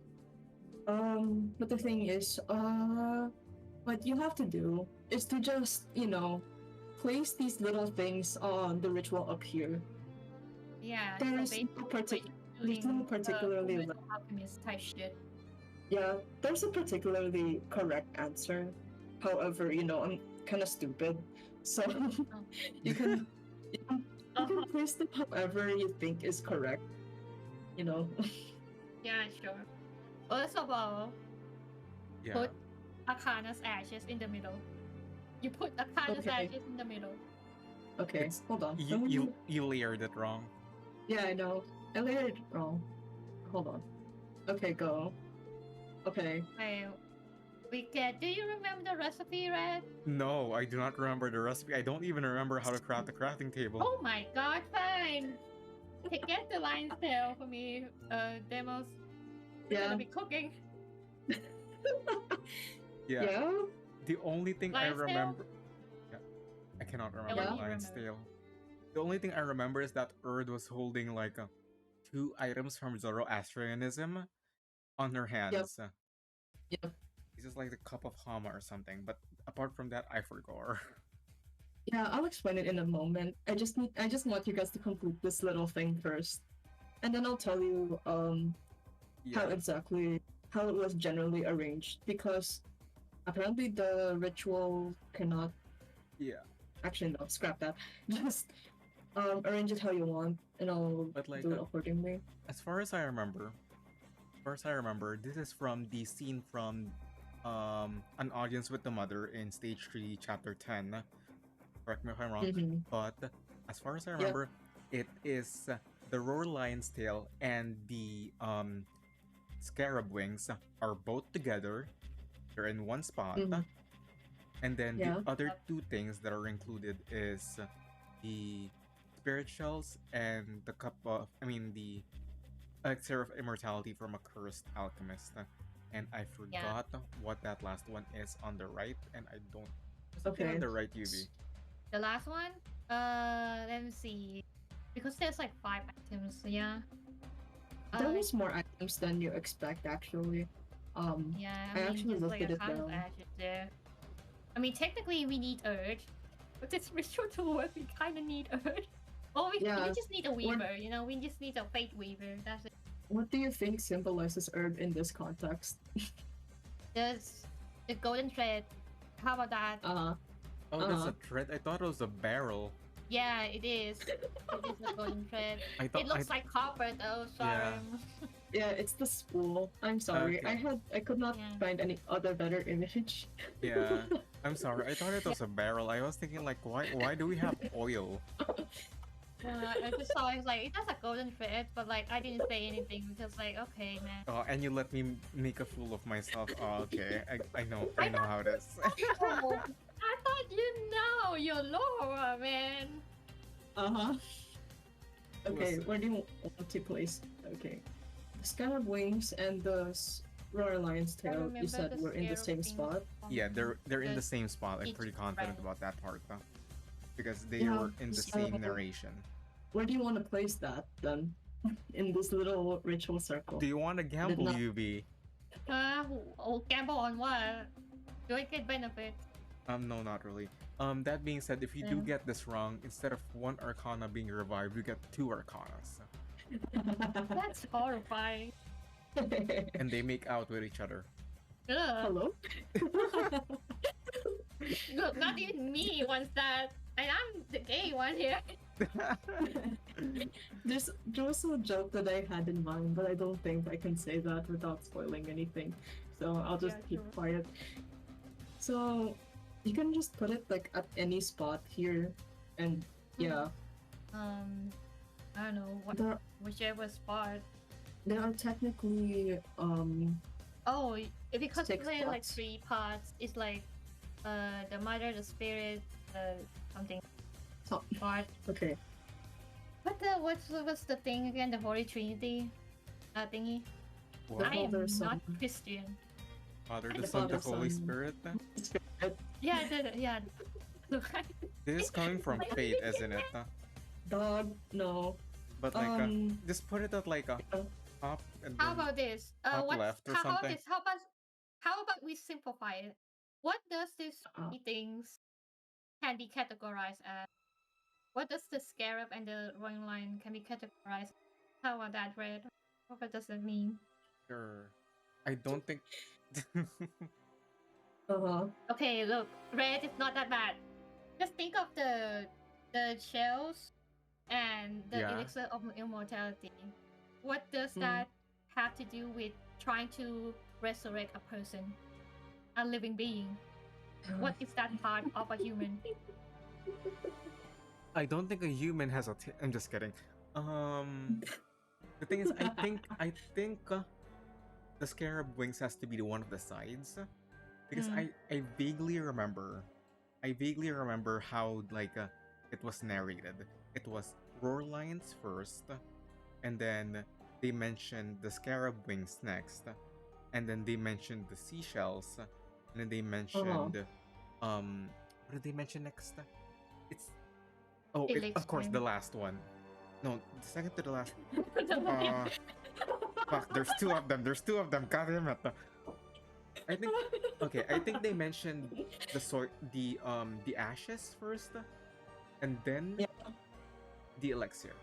So if we're going by this, that means if I'm a person who writes this, I'm going to put them, of course, left, right, center, down. So I have to assume that the elixir of life is the one Immortality. at the bottom, I guess. Okay. Let's put that there. In a really shitty way. And then following that, of course, you go upwards, it's in the middle, and then would I place it left or would I place it right first? The people who made this are Chinese, they're not Japanese. Start with the left. So scarab wings and also things I think would go on the left, and then the shells would go on the right. Okay, I'll just put that in like the same. Why are we trying to resolve? No. Okay. Listen, it's for the bit. It's for the bit. It's for the bit. Okay, now you're left with a golden thread here. What are you gonna do with it? I'm gonna hang myself with it. No, more bad. Holy shit. Jesus. Okay. Okay, look, the golden thread Yeah. goes into the wheel. Okay, it goes into the wheel. It goes into the wheel, but I did not put the wheel because I could not find a transparent image of, a spinning wheel. So, where do you want to put that? Just wrap it around. You know how like you put like a circle of salt? Your dog? How about this? We throw it into the pit with Arcana. How about that? I guess, bro. Sure.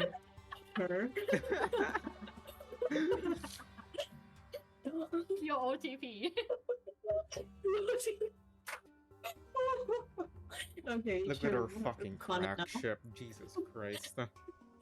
Yeah, nobody. People still think they are canon, but they have not interacted yet. Oh my god. Okay. So, alright. We put it arranged like this.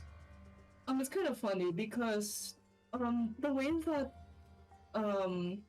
this ritual looks, it's kind of like you don't know where the top or bottom is and whatever, so you kind of just put it wherever you want. But let's just assume that the ritual is just inverse right now. Like this is supposed to be the top side. Okay. Because I don't know. I'm just putting it as like 3 points. It's a triangle. It's just a big triangle. So if I'm going from, the script that now I actually have in hand, the red lion's tail is placed on top. Well, I guess I'll go fuck myself. Bro, it's okay. It doesn't mean we don't wrestle with Arcana. That's a good thing. Yeah. Now we have 2 Arcanas on our side. God, no.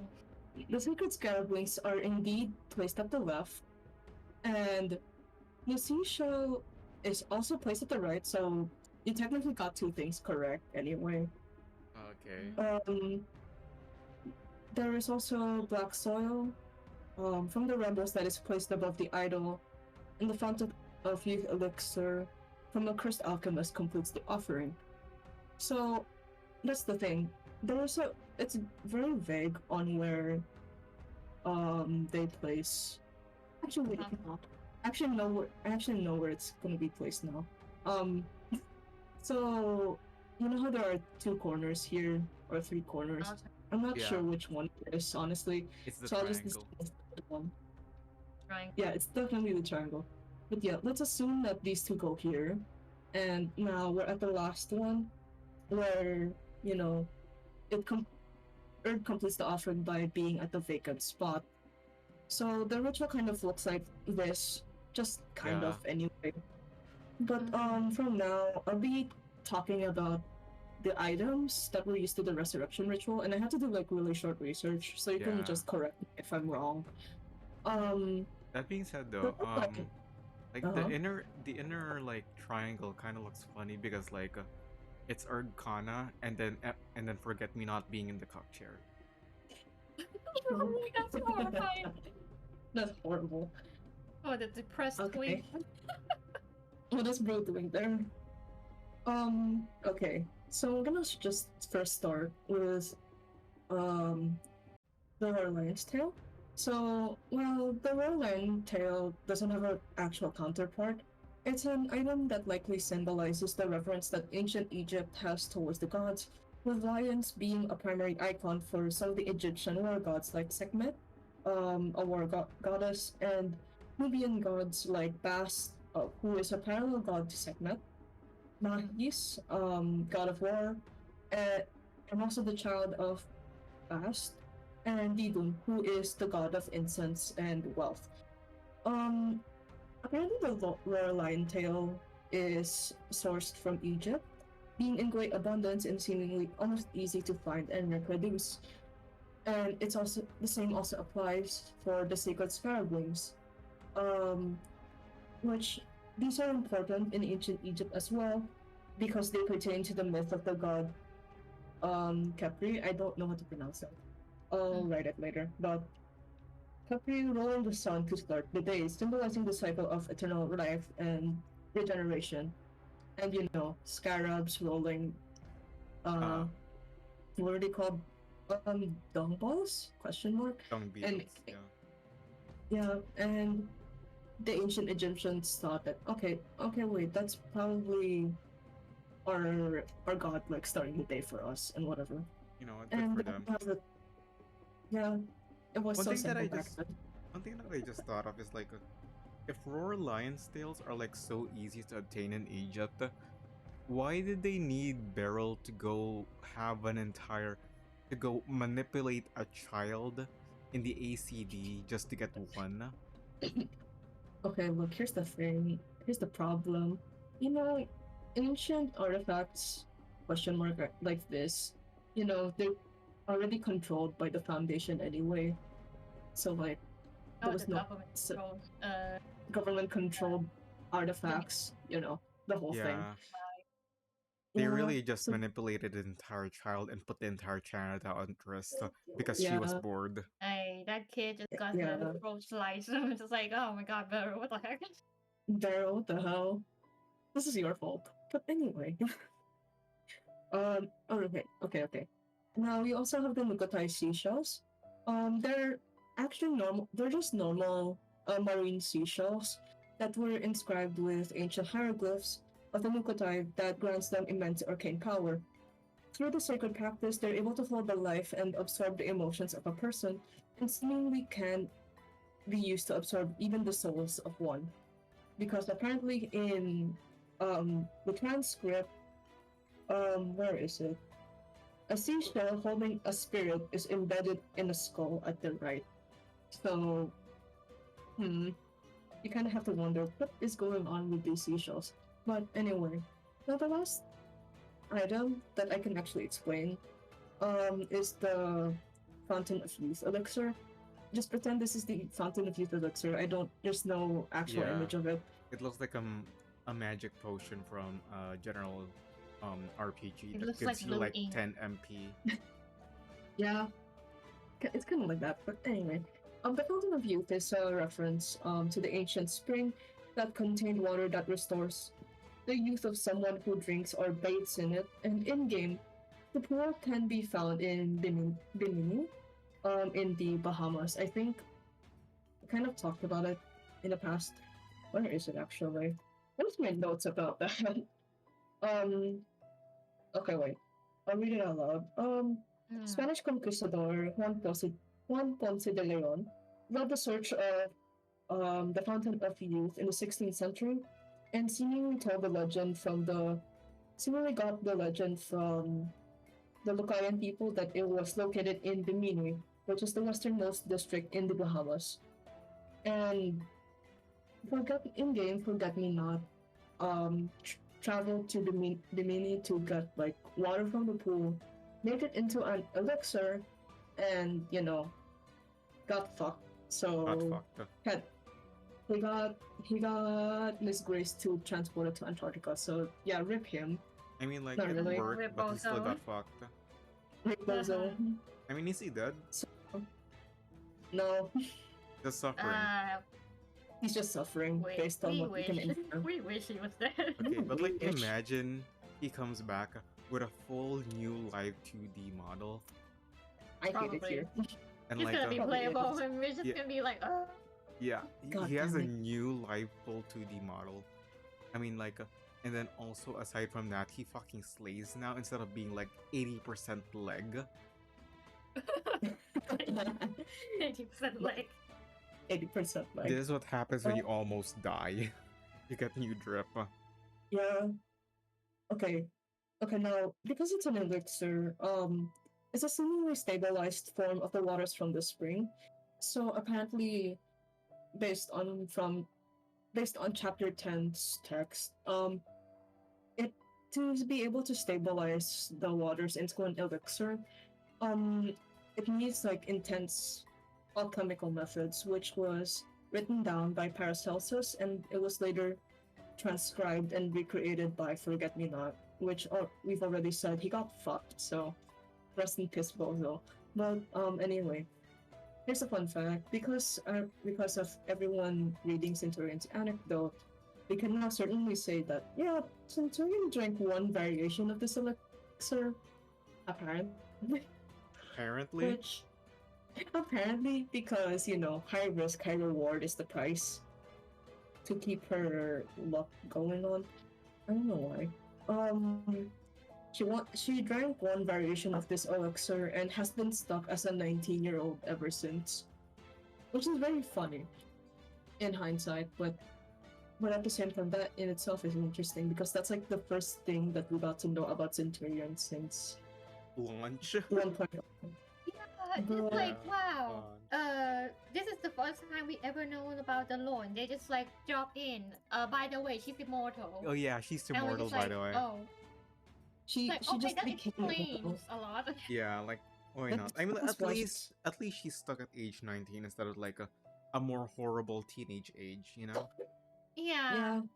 that would be I- more horrifying. We Yeah, can like, just imagine joke being about. stuck at age 13 or age 17. I'd die. Yeah. Yeah. Okay, look. You Right. know what? This makes sense with how her name is century. Maybe she's actually a century old, technically. Oh my Check She has out. been like she's 19, okay? But like, how long has she been 19? Like actually. Exactly. So there's not much that we can tell from the elixir of what was it? The Fountain of Youth elixir or the elixir of immortality in the end. Immortality point to Centurion, so yeah. Yeah. But we'll see in the future if it like comes up again, So like, is she just like immune to the storm or something? I think at this point she's Probably. lucky enough to suddenly get the arrive in some storm immune place, or like Yeah. her atoms, Yeah, you know her what, the cold molecules. Gonna take her there. Yeah, her atoms, her molecules suddenly like form into like the first circle, like they form a first Yeah. circle in like their molecule structure, and she suddenly becomes immune for like 1 second. Bruh. I wouldn't be It's Oh God, surprised. look. People should study her, not gonna lie. Everything about Centurion is like should be studied under the microscope. True.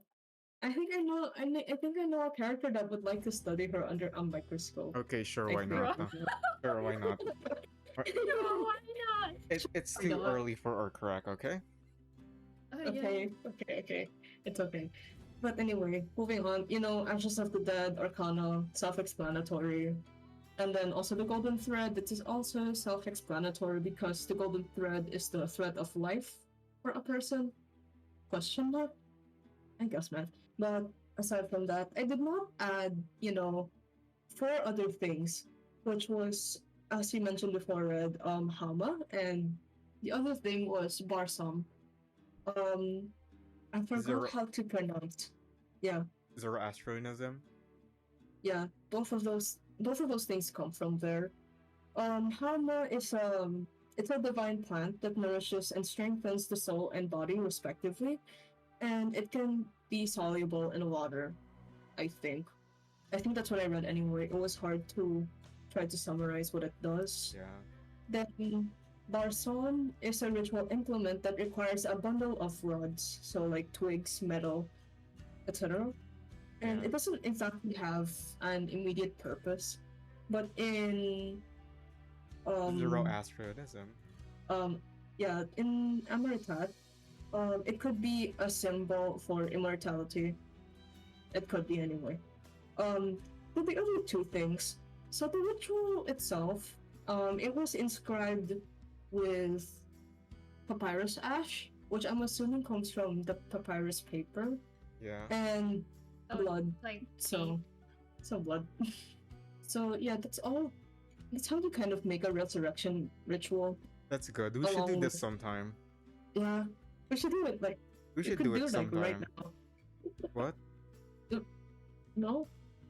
What? yeah. We could go do it right now. Let's it. Let's just like leave the fucking station and go collect the materials right now. Yeah, Let's sure. You could go do that. Yeah, I let's was go. really We're surprised by like optimists now. Zoroastrianism though. Like when I first read it, because I know about Zoroastrianism by virtue of shout out to my 7th grade history teacher.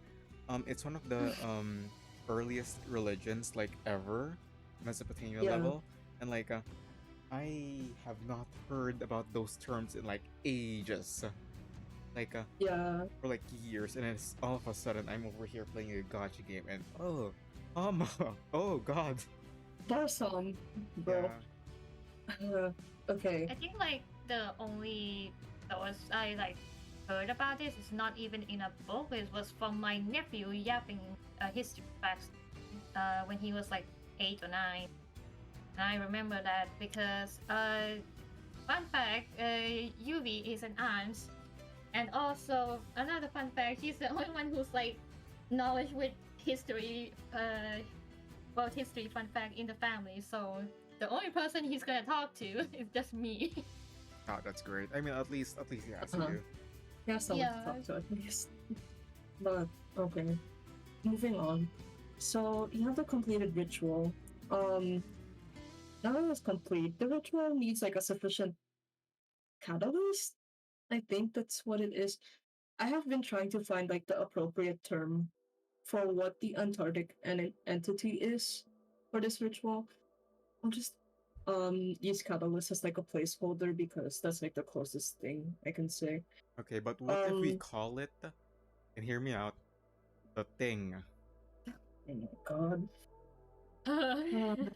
Okay.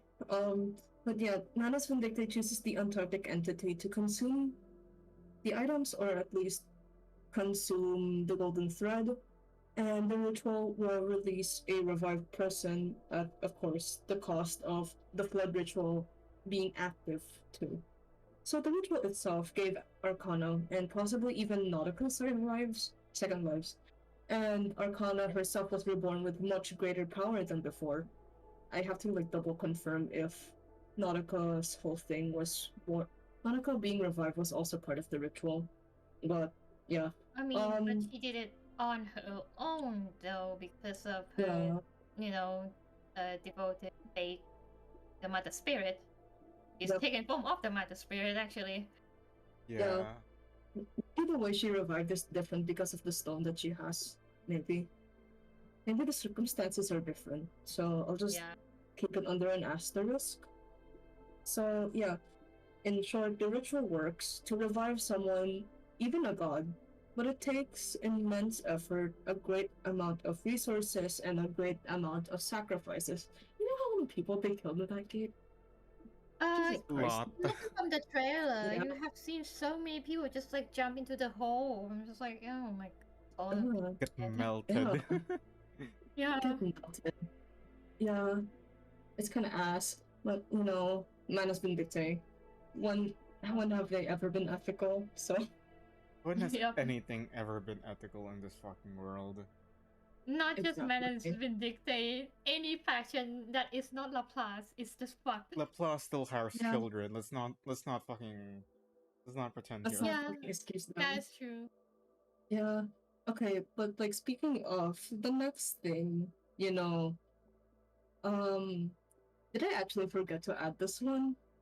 I think I forgot to add this one, but I'm not sure. Yeah, I forgot about it.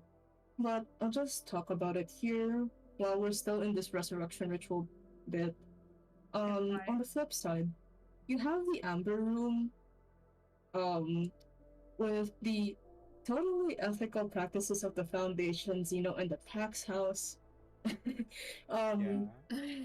yeah, it has been the primary goal of the Pax House to find a way to bring someone back from symbolic death, using innocent people to try to force in the ideas or memories of the personalities of the previous selves. Keep that in mind.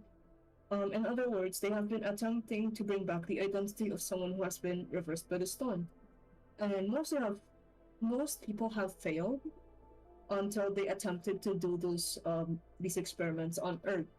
On 3.5, it's been revealed that some of the items used in their experiments in the Amber Room also included the royal lion tails, the sacred scarab wings, and apparently we also have something new from this patch, which was called the silver ore from the Vale of Tears.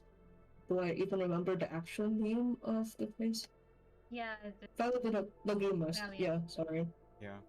Um, the one in the Marguerite, Bible. or yeah, we'll get into the silver ore later.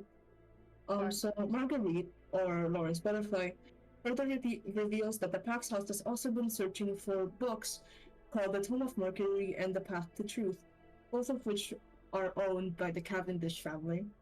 So we're 100% getting more lore on Forget Me Not. Yeah. We need more lore on Yeah. him. My God. Did Yeah, you he's gonna. remember the last time he appeared? Not the last time. Like it was like before 2.4. Miss Grace just like disappeared from the plot for a really long time because It it was was like 2.4. yeah, it was 2.4. Yeah, It's either 2.4 like that. It was like chapter 8 when Technically, Miss mhm. Grace. his last appearance in actual story is 3.2 in Barrel's story, Oh yeah, that's true. Yeah, but yeah, yeah, like it but that's is. like that's the chronologically timeline. That's another. later. I mean earlier. Yeah, Yeah. Yeah, it's but chronologically like earlier in the plot. when like Miss Grace was like going to like talk to Get Me Not, Forget Me Not had the book already, Yeah. the yellow book. Yeah, So Forget Me well, Not already had one of the two books because he traveled to his old place, right? Yeah. And it was already yeah. kind of fucked up. Yeah. So You Mm. know what would be a good place? You know what would be a good game mode to explain everything with the lore of the Cavendish oh my god, family? oh my You know Uh, what would be a good game mode? The three door. no. dude, we already gave up on getting another 3 door You episode. guys Have gave up. I didn't. my I god. did not. How intense is the copium this episode? How intense is the copium? Catch even. Oh my lord. Pray to Apollo for the Kerbal. Pray to Yeah. God. But yeah, continuing, yeah, as mentioned, most of these, experiments failed, right? And most of them kind of fucking died. And in Igor's description, they were like, oh, they became husks of themselves, and he had to bury them. So Yeah.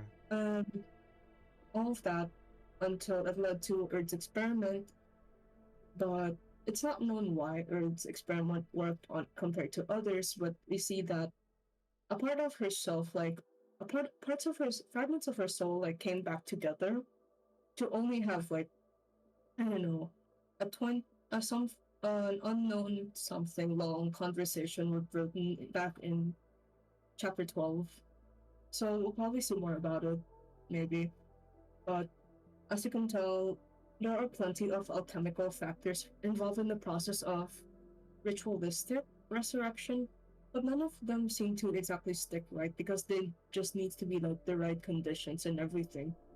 So, like the like the actual resurrection ritual, the Amber Room kind of just needs like a lot of resources and the right um e- subject to, for the experiment to work. But we'll see more about it maybe, and we'll see what kind of happened with the Amber Room in the future. I hope so. Now, the next section, this is the one thing I also added. There's a lot of things going on, so I'll just, zoom out. A Gay lot of people. things going on. Yeah, gay people. But I'm gonna just say now. I titled this section Enter the Depths of Myth and Pray to God. So Oh. I literally just name it Enter the Depths of Myth and just pray to God it works. You know. Yeah, sure. Or maybe the depths of myths itself is a god. Maybe the Depths No, of Myth is the please. friends we made along the way. Look, Apollo's not gonna go that hard on my whatever I say random shit. Okay? I'm not gonna go that crazy. If he did, I would kill you. So, anyway. Yeah, I discussed before that the Death of Myth was accessed with the goal of resurrecting someone, or it can capture a person and archive them, essentially immortalizing their identity in the sea of consciousness. Most people would transform or die, since the waves of the sea of consciousness rips apart at a person's soul. But in cases like, for the CN, it's entirely possible for someone to remanifest into a tangible object or a person and bind to them if the depths of myth and the physical world have a rift between them, if there's an opening in any way, and the influence of the depths of myth kind of just bleeds into the general area of where it is. I'm gonna quote something I said like back in episode was it episode 3? I think. Um I think. I forgot which one of them was where I talked about the dust of myth. But the one drawback that Hummingbird points out is that this doesn't exactly mean that resurrection is entirely possible. Only someone who dies in the dust of myth may return to the physical world, and to die outside of it makes it useless. So he then suggests that this idea to merge the two worlds, securing the original images in the dust of myth so that they may be resurrected whenever. So Mario takes like this information from, Professor Rousseau and like runs off with it for a while. He runs off, he goes to Mexico over and over again to, do his own method, which is the paintings and muralism. Mario's paintings use a myriad of arcane pigments, so these have been affecting his memory whatsoever. Um, Including the silver ore, or I guess the crack cocaine in universe, from the Veil of Tears, which I'm not going to just call it the silver ore, I'm just going to call it mithril, which is because that is the name that they gave in CN Chinese Yeah, it servers. is a name. Yeah. It has a name. They just like vague posting about it They like in vague posting a localization. lot. They Yeah. don't use it because I don't know. There's like no Yeah. copyright to it. No, there's No not. copyright to it. Like, There's not. Wait, Probably. is there? I have a feeling that there is. No. Wait, hold on.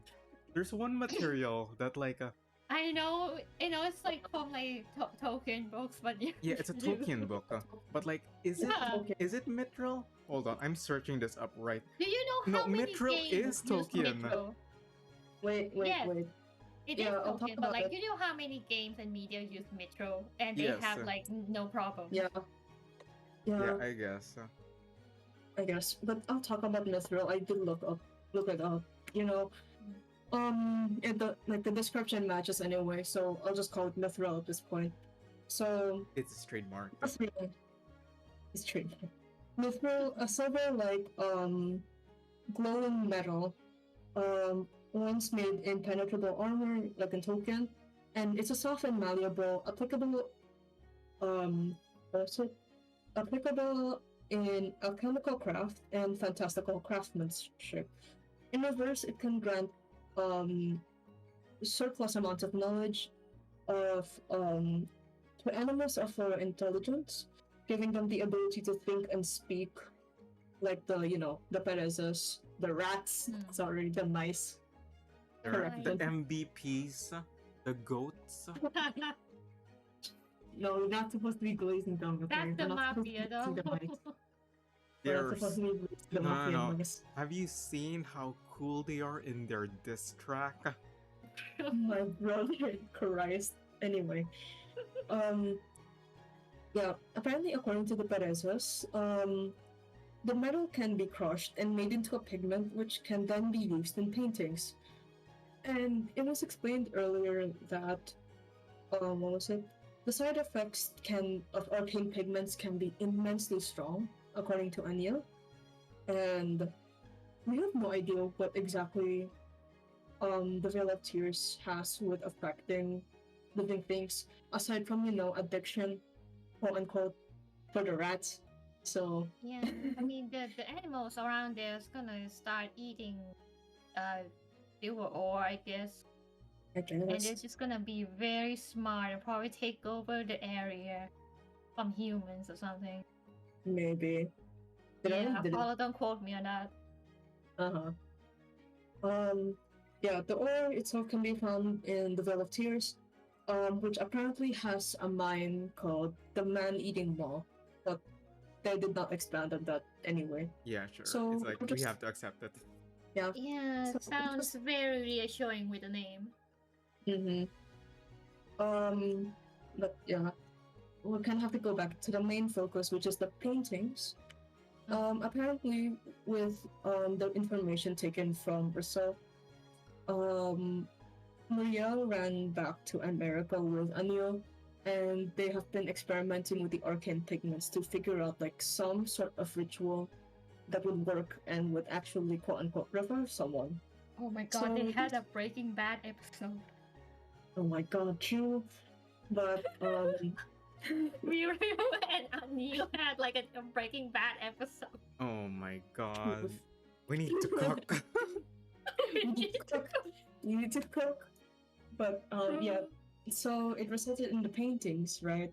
And these paintings were designed to have rituals to send targets into the depths of myth, where Muriel created a space where souls of the targets remanifest as the identities of the people he lost. The reason why these did not work is because Muriel is because this is subconsciousness, right? You're not really going to do anything with it. You can't really revive people from it unless they do it themselves. So the reason why it failed, it's because Muriel is only forcing his memories of his friends, his people, into the vessels of the people who match them.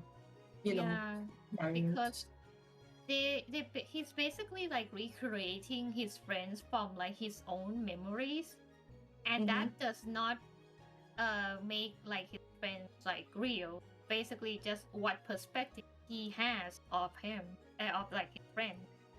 Yeah. That is not the entire person. The entire person is like a lot of things more than what he knows, basically. But he still tries because he thinks they are like this, because he's only like limited to his memories, and that came at the greatest cost, which is he forgot about them, essentially, because he sacrificed fragments of his own mind and memory into working on these paintings. So in the end, he essentially killed himself. Yeah, more or less. Yeah. If I had a nickel for each Manus member that killed themselves, I would have. How many? Many? There's three. There's Kumar, two nickels. there's Sterling, and now there's Muriel. It's I was three, gonna right? say yeah, you could say more if you count the members that sacrifice themselves to the gate. Oh right, there's that. Oh yeah, that's a lot though. Yeah, that's why you don't count it. I was also gonna joke that, hey, would you include Miss Grace also for like suggesting the idea? Yeah. no, she wants to run into the gate so bad, but that's for the different reason. Yeah. But yeah, look at them. They're so tragic. I hate them. Anyway. I hate them. I hate them. Oh my god, the most tragic thing ever. Trying to Because- resurrect your dead guardian / teacher, and she's just like, nah, fam, just leave Yeah. him. Would The you guys person- revive your Oomphy? I mean, do Well- you want to be revived? That's the thing. Yeah, I guess so. It's like, do you want to? Well, Yeah, consent matters. consent is very important in modern society. You cannot Well, be a necromancer without asking proper consent from the dead people. Yeah. So yeah, I think there's all this. I'm not sure if there's more. Actually, might have like missed a few things about the pigment and everything. I'll probably go back to it in like the next episode anyway. But yeah, there's the last one. The storm. So there's a reason why I put Duncan here. Just in a moment. The last attempt at quote-unquote revival can technically be running into the storm. Technically. The storm doesn't exactly kill people. After all, they're just reconstructing their souls into a different identity entirely. So, like, But of course, right? do you think the reason why the storm keeps, like, reversing people or basically putting them in the blender and resurrecting them again is because the storm is made of the resurrection ritual, and technically they're resurrecting people, but the only material they got is just the sea of subconscious. Yeah. Could be. Maybe. Yeah. And the sea of subconscious has, the memories of everyone who's ever lived. Maybe. Yeah. So who knows? It So could be like what that. do you think like makes like what's like I'm just thinking like in terms of like program, like what makes this like a person from like before? What's like the base of this person? Yes, the face, what they look like. I'm assuming that's probably like one thing because everyone looks like almost the same. And then there's like the other parts, like how much can you reconstruct a reverse like person? Like there has to be like some people that barely change. Yeah, Yeah. I'm pretty sure there needs to be a recipe to that. And it has something to do with depth of it. Sorry. Can't wait to Yeah. be talking about depth of myth over and over again. Yes, we will. We have We to. will be God talking damn about it. this. We have to talk about this and resurrection a lot in later episodes, but like Yeah. this is essentially an introduction, I guess. But just to like conclude this little section, this isn't. I don't think this is really revival, because those who do get reversed suffer a physical and a narrative death anyway. So, in the end, you have to really consider: is it really revival if the person that remanifests before you isn't even like the same person anyway. So Reincarnation, basically, more than it's more reincarnation. It's more reincarnation than it is revival, which essentially is very important to keep in mind. But yeah, so far I think that's everything that I can at least talk about. But in the end, resurrection is very difficult to even do, and to do it successfully, you kind of have to make great effort into finding the means to do so and to find the arcane or alchemical whatever material to actually do it. With that though, I feel like, as I said, resurrection is not going to be like a one-time thing. I'm probably going to talk about it even more so later on. I think this is the second or third time I've talked about it in this podcast. But expect that I will be talking about it again somewhere. I mean, well, yeah, with updated lore, that's Yeah.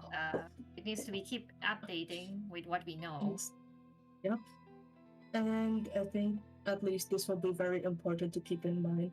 So right now, I think the 3.2 and 3.3 and 3.5 episodes will be very important to keep in mind as a reference for, I don't know, probably a future episode that's about um the last chapter of the series, of this patch series anyway. So yeah, Yeah. I th- so for now, right, I feel like that's it. I think for now we'll just see what will happen in the next few patches, and we'll see um how much more we can talk about the resurrection thing. I think we can now move on. Yeah. All right. Yeah. All right. We are back with uh character analysis with UV. I feel like That's you're gonna be more and more the name tired. of a show right now, really. Character analysis with UV. Well, That yeah. that is like normal.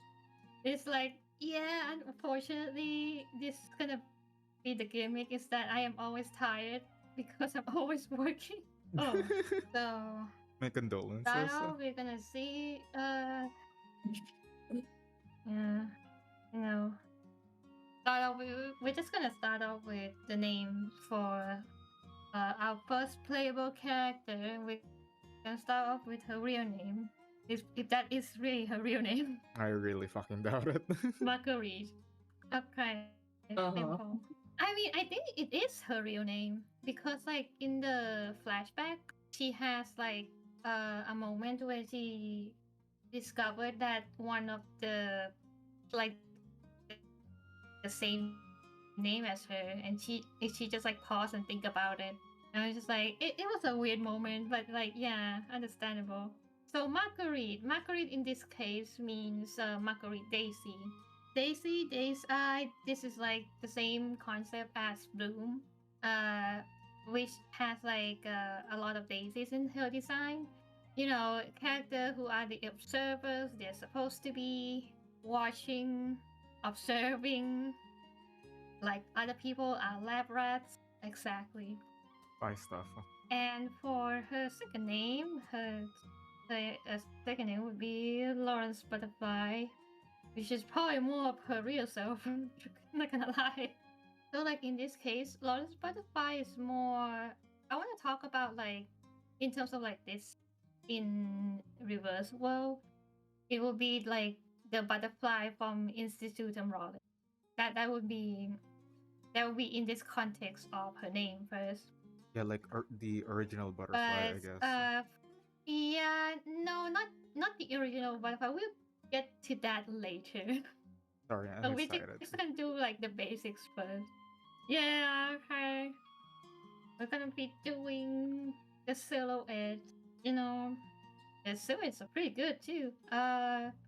It's a little confusing because it's not like one side simple, because like actually a lot of details here and there, which is interesting because you can see like details for here, you can see details for here, you see the butterfly on here too, and you see like some of the tendrils here, like a strip of cloth. I like how like they meant to use like the silhouettes of like the wires as Lorenz attractors. what do you call it? Uh, weather map basically. No, these are actually weather maps. Oh, But right, right. it can also be attractors too. Yes, these are, yeah. It can also be attractors or weather maps, which makes sense with her character design being both about like a Meteorologist. meteorologist and also Mm-hmm. meteorologist. Basically, the study of weather and also the chaos theory. Basically, I really like you can see like a very nice long line. I feel like there's like a lot going on with her like I1. Sometimes I just don't understand the decision. They're trying to like balance the simple part and the detail part. Usually you just go by like one side and the other side being a different. This is like a mix. of like a little bit of simple, a little bit of detail. It's almost as confusing as like Ego's I2 that has like a bunch of tiny details for no fucking reason. I mean, And I this guess is that's the more smooth. style of I actually Lawrence. like the silhouette of the I2 more. Okay, so I do like the I2 more because you can see like the simple part and the detail part more clear, like a lot more clearly, really.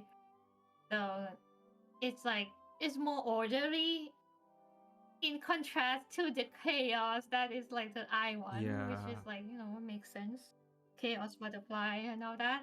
Like I Understandable. like I had a friend try to like chibify the I1. They wanted to die. Ah, hey, try animating her and you will feel my pain. Like there's so many Like, different I parts and all that. I don't Well, the I still don't understand details, the outfit. the I'm bad details at on her is fashion. just like not fun. I mean, like, Yeah, would you say I that it's actually really would you like say that it's the Genshin level? outfits. No, it's actually very, very different. It's like a different genre. It's more sci-fi, but it's also like in an alien way. In I think I really like that you can see like this dress like folded up. It just like folds up like a lot of things actually like just folds. Yeah.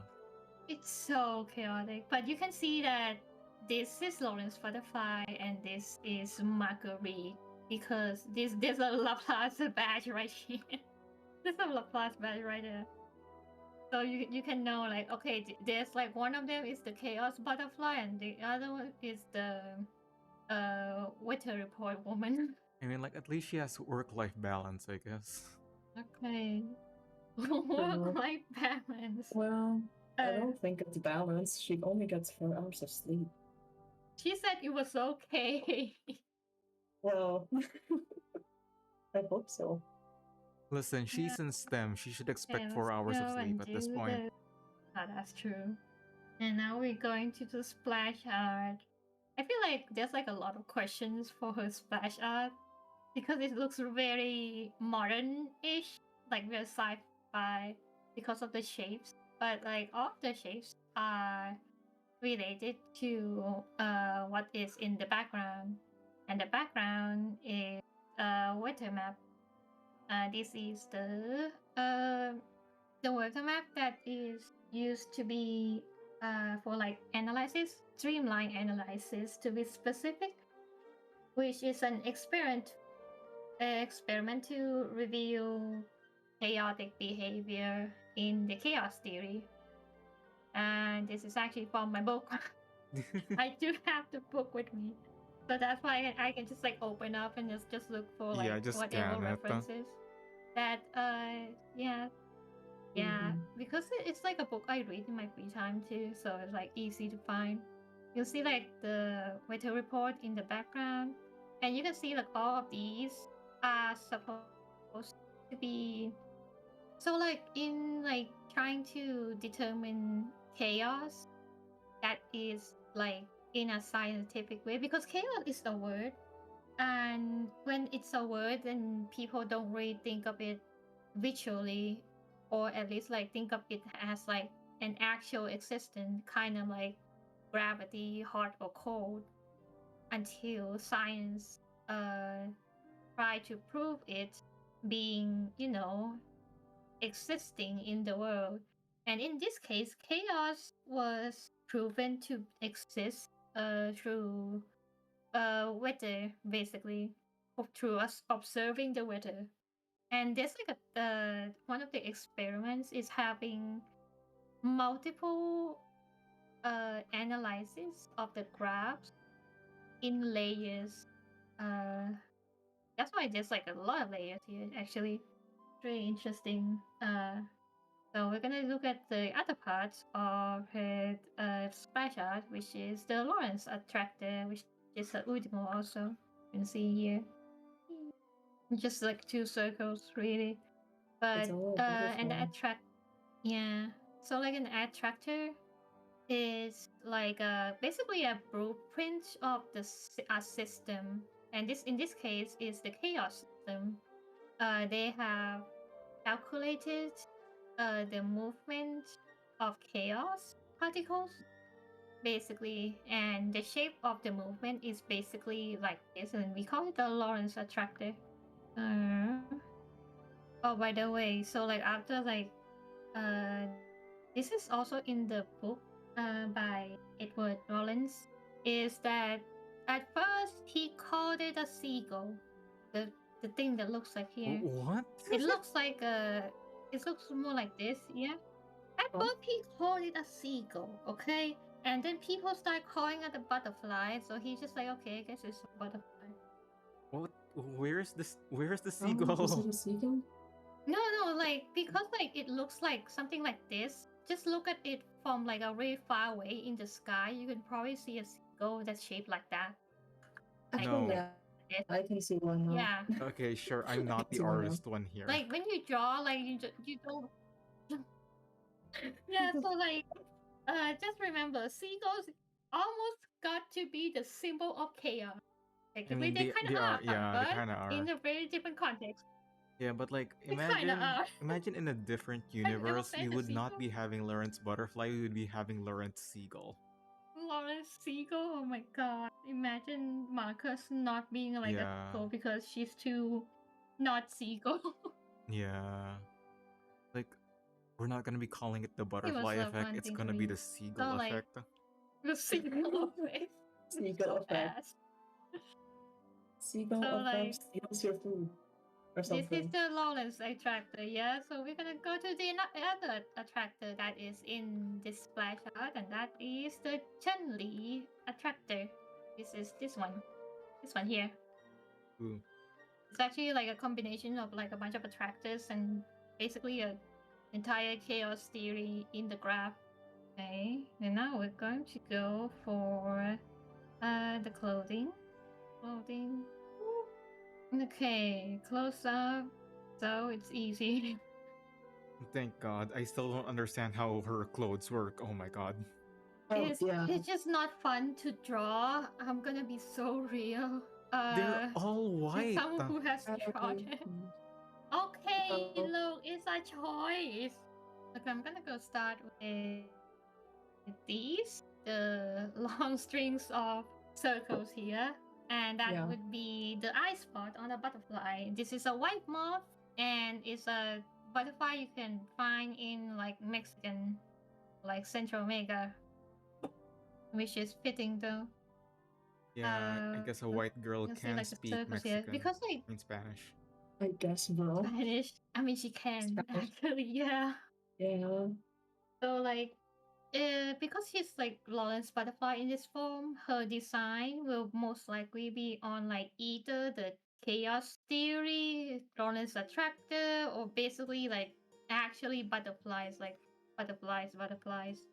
And now we're gonna be talking about this part. Actually, I really like this part. You might see maybe. Wait, no. You see the shape of it? Yeah, you see the shape of the ribbon. It's actually the shape. It's like a Lawrence thing to have like a butterfly ribbon. This is Yeah, I X. guess so. X also has like a butterfly. It's like a Lawrence uniform to have like Yeah. a ribbon, butterfly on them. Yeah, I guess I just had a hard time seeing it because The it's other white. also has.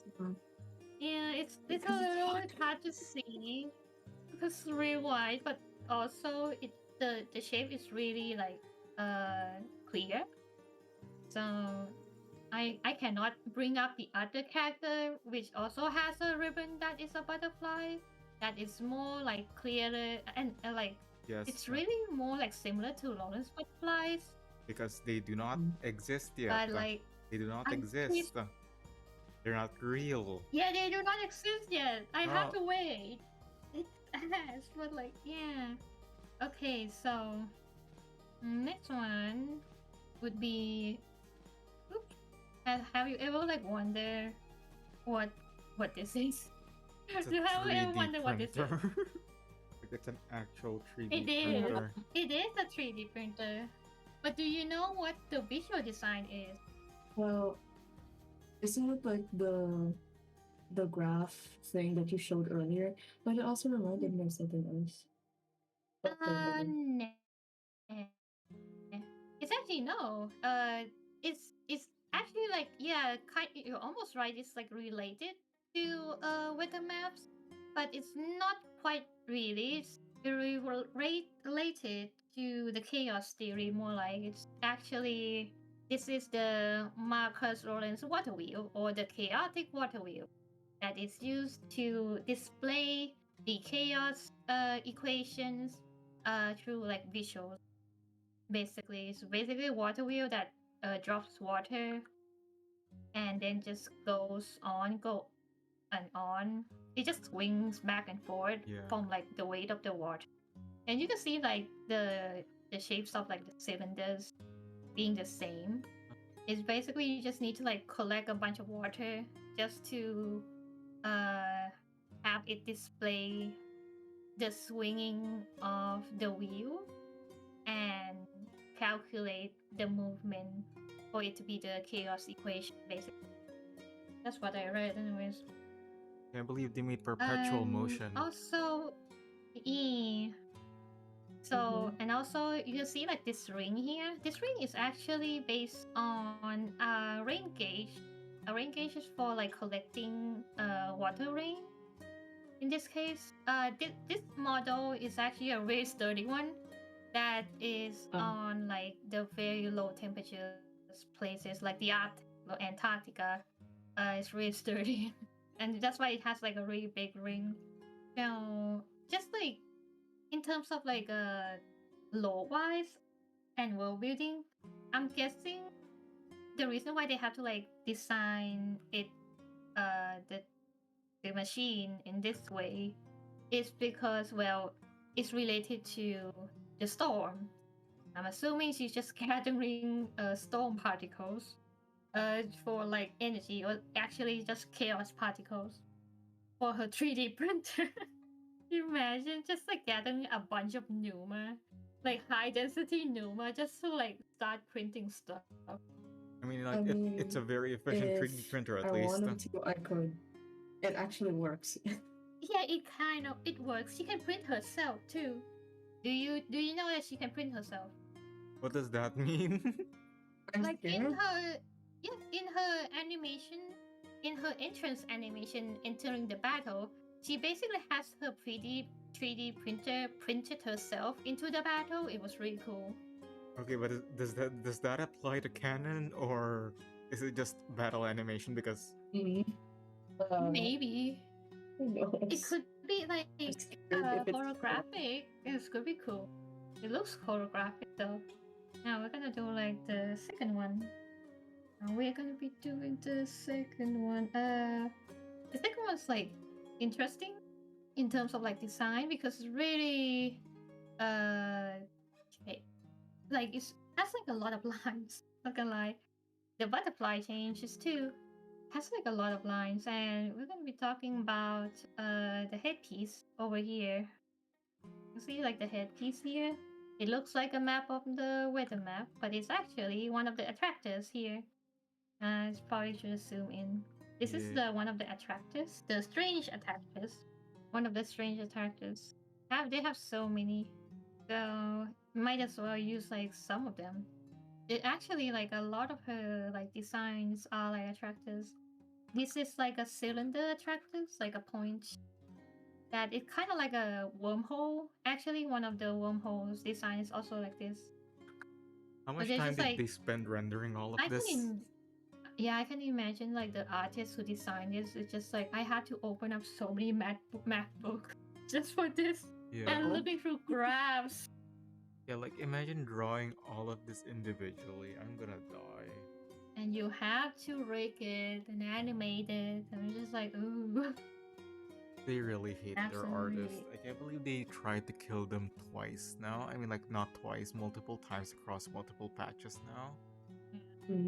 Now we're gonna be looking at this, the accessory thing, this part. This is the standard map. Most of people would call it the standard map, but it's actually the Chilikov standard map, which is basically a map for displaying an area preserving uh, uh, the chaotic particles, I guess. An area preserving chaotic map, basically. Yeah. So that's why it's like they basically use the equation with 2 pi and having the chaos map being like shown in circles, so it's easier to understand chaos energy. So that's why there's like a lot of circles here. Mm. So like you're kind It's of pretty interesting saying when that like reading them. Lawrence is a bit of a nerd and has all of her favorite things attached to her outfit at all times. She's a little normal about her interests. So sometimes Yeah, she's a little sometimes you bit are a little crazy. bit normal, You your know, like interests. sometimes you have a Friday the 13th Halloween t-shirt, sometimes you print out the entire normal like standard map over your entire fitted dress that you probably paid so much for, normal stuff. Okay, look, her entire dress is the weather map, so really, I don't blame her. True. I think we should just get her a diagnosis, for Bruh. 2 things. Like by the way, you can see Protein like session would be the good for design her. being like both the weather map for like chaos energy particles and also the butterfly. Yeah. They use like the designs for the butterfly tail. Yeah. How do you Like even half on explain half. this? How do you explain this to like a fashion expert? You bring Explain. you bring an entire map over. I want this in a dress, by the way. Yeah, basically, I think like not like besides like trying to explain that to the artist, like, okay, I need this character to have this concept design, and the artist be like, yeah, I'll work with that. And then there's like explaining to people who don't know character design and doesn't know math or science that this is based on math and science. Oh my god. That is also difficult. Alright, I'm done with the clothing. Whee! We Now with the clothing, there's gonna be not the concept, but like it is the concept, part of the design of her. I'm gonna be bringing back her psyche, which people I have like some questions from other people about like how her psyche is like rendered differently due to the colors. And back then they did not know the context of her character yet, which is that she is colorblind. yeah. And in the story, we know that she cannot see the color red. And in her side view, you can see that the color red is the color of the chaos butterfly, or basically the butterfly effect. You need to understand that Lawrence Butterfly was born with the power to analyze. That is her arcane skill. And she can analyze pretty much anything except this one thing. Chaos. And because she cannot analyze chaos, the unpredictability, it becomes her like obsession, that because she wants to know more and knows the truth of chaos. But it is unfortunately the color she can't see. It's really interesting with how colors work with her narrative, especially.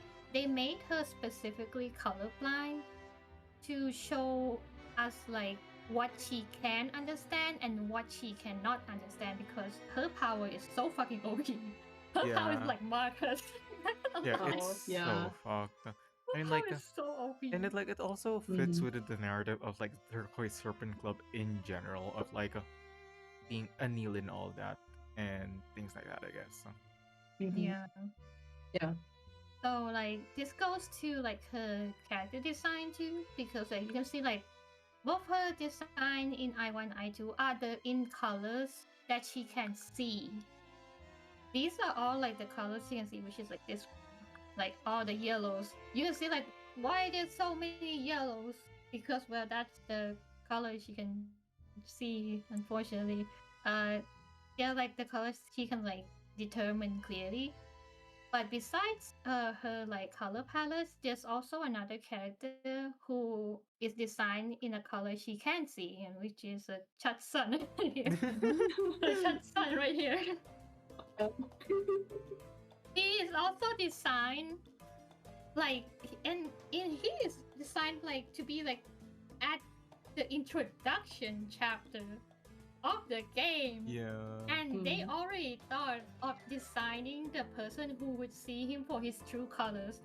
And it's like they have matching colors. Bro, they just have matching colors. Like, yeah, understandable. He's so tiny. So I think, yeah, I made him. He's actually like not that tall because like Lawrence Butterfly is like really tall. Just like incredibly tall. Bruh. He just like look like a tiny boy. Like, you know, that's Sun. The Chut Sun. I am not allowed to bring in Eco because Eco has colors in green. Yeah, unfortunately, she cannot see like the other one. We ignore the other one, I suppose. Unfortunately, it's more like unfortunately she cannot understand like the other one that clearly as much as this one. Oh. Yeah, the other one still has not committed first-degree murder yet. She cannot understand them yet. No, not yet. It has not happened yet. But I think it's really, I think it's really sweet that the student, basically adopted kid at this point, is like designed. It's like specifically in the colors she can see, because he is like basically his nature is what she can understand, because they basically have the same nature. Yeah, a bit crazy, a little bit. Yeah, we're gonna be talking about a little bit crazy, a little bit enthusiastic, you know, a little bit. Now we're gonna do Nemo. This is her Udo is not an animal. It's a rainbow Lawrence attractor. Happy Pride Month. Happy Pride Month. So it is Lawrence attractor by Edward Rollins. Pretty on point. And I know like people been asking that, okay, but Lawrence and Lawrence are like not the same, because like we have like Lawrence in the game that is with a T. With the T. Well, yeah, that's because like, you know, in case of copyright, they don't want to get sued because they're technically making money off of this character. Okay, so at most they're going to like make a reference that is so on the nose that anyone can guess, but also not exactly the same. There's like a bit of plausible deniability in there. For making money. Yeah, basically. So they just like add a T there. Understandable. And also a little bit, this is the reference for anyone wants to read about Chaos Theory. This is actually just a photo of my book. I took the photo from my phone. That's why it looks kind of bad. You can also see like the tiny paper sticking out of this because I was taking notes for this goddamn research. I have actually read the book like a few times already, so I have read it like a few times. I know where like any topic is in the book, but I just don't know which to focus in terms of like talking about the character design. So I just like had to like make like a bunch of notes and put it on the book. Yeah, this is like a extremely normal things to say, honestly. Yeah. Funny story. This is a second-hand book I bought from the book fair, and there's like some signature handwriting on the inside of the cover, and I got curious, so I went to look up the name. Turns out it's the CEO of some like chemical company, I think. It's either chemical company or chemical gloves company. And apparently he just like resigned from being a CEO and went to becoming a politician. Crazy things, really. But you know what? I was about to say, did you like accidentally get a signed copy of this book for some reason? Yeah, I think Oh, accidentally get a signed copy of the Secretary of the Science, Ministry of Science. Yeah, kinda. Oh yeah, sure. Uh, Why yeah. not?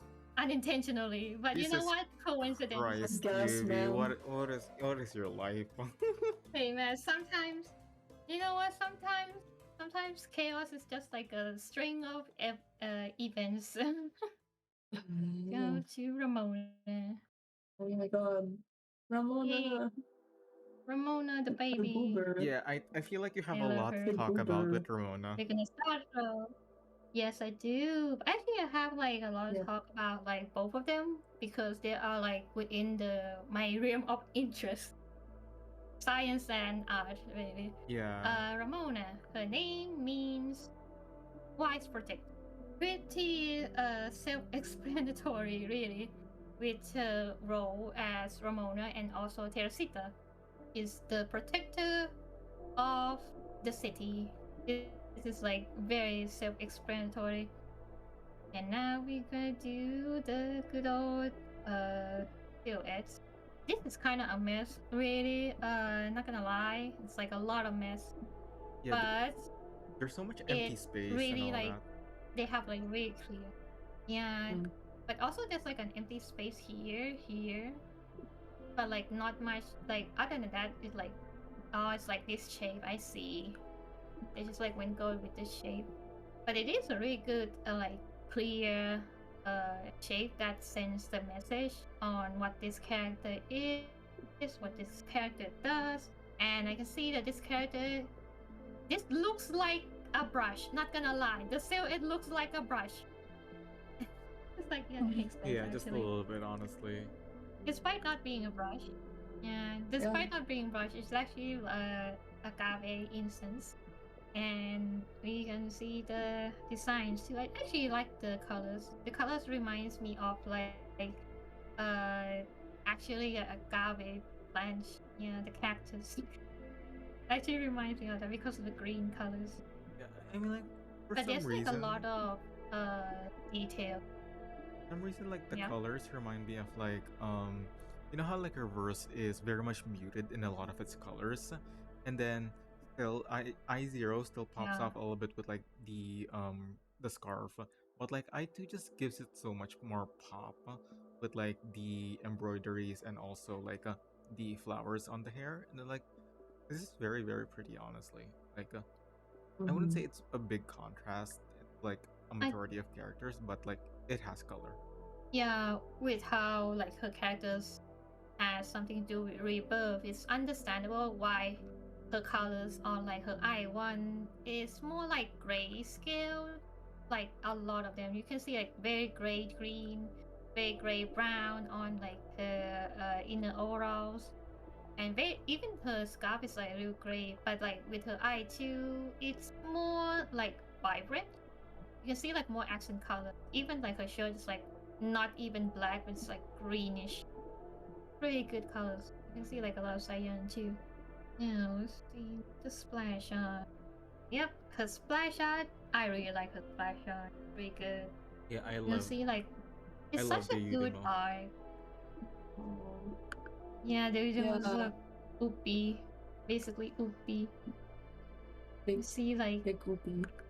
you can also see like the smokes because technically she can manipulate smokes, which is really cool ability. She's aura farming. Yeah, he's I her own hate. smoke machine, Yeah, and then they're like for some all farming reason, discipline. I hate it. Mhm. Mm. Red, you got cut off. yeah, like I was about to say, like No. he's her own smoke machine, but like also at the same time, her smokes are somehow strong enough that it can stop a bullet. I guess. Yeah, she can stop Ah, a bullet. She can stop a fucking stop. bullet by manipulating smoke. It's like, damn, that. Well, why she kind Yeah, of OP or though? aura It's like farming she's because like 17, but kind of OP. I It's feel like aura. I haven't done the math yet, but if you can make smoke like that light stop a bullet with that speed, I feel like you could also throw smoke at the speed of a bullet and then also have it puncture with the same effect of a bullet. You know? Yeah, but I don't think she would do that because she's too I don't nice. think she has. I don't think she's discovered that yet. I think.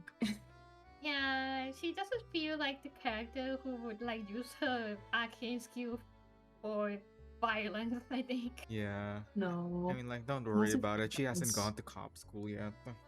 Yeah, she Oh. hasn't gone to cop school yet. Never. Oh my god! Never let her and Oliver Fogg meet. Oh my god. No. I really like how like the splash art being like a crime scene. You can see like this.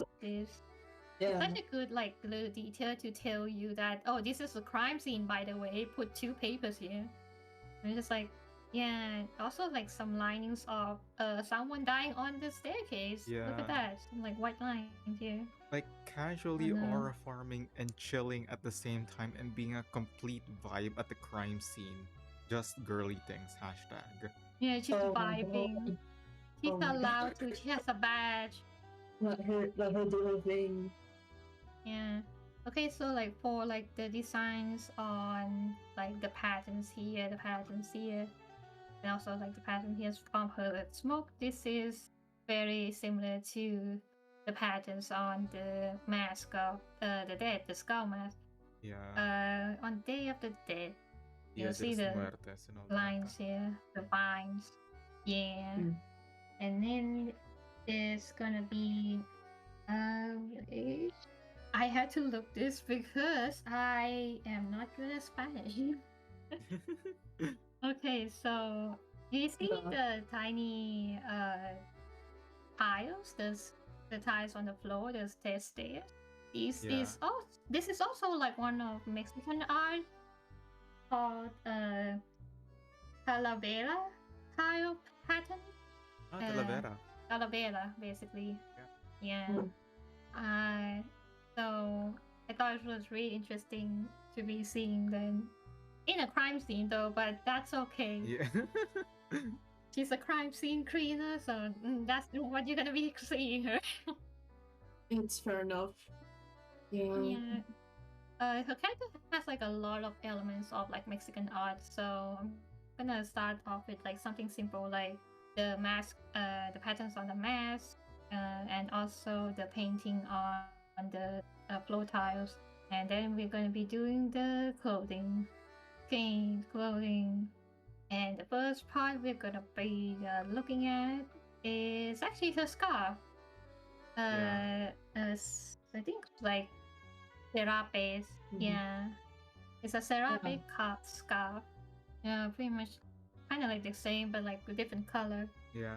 I can't believe Blue Clock And killed another it's- set of artists because of embroidery. They keep asking them to make embroidery. Yeah, look at I this. still pop off of it, so like I guess it'll work. Yeah. So like when I went to research, there's like a difference in terms of like embroidery, and this one here with the geometric patterns, these are the Aztec patterns. There are also like different embroidery patterns, like the Mayan patterns. There's like the Otomi patterns, and there's also like different patterns. Really depends on like how you draw it, but these are Aztec patterns. I think it's like for Ramona, the shapes here, the triangles here is supposed to be amulets. If I remember correctly, the amulets for the Aztec has like a bunch of like symbols on them, usually in terms of like deities or just like us telling a story.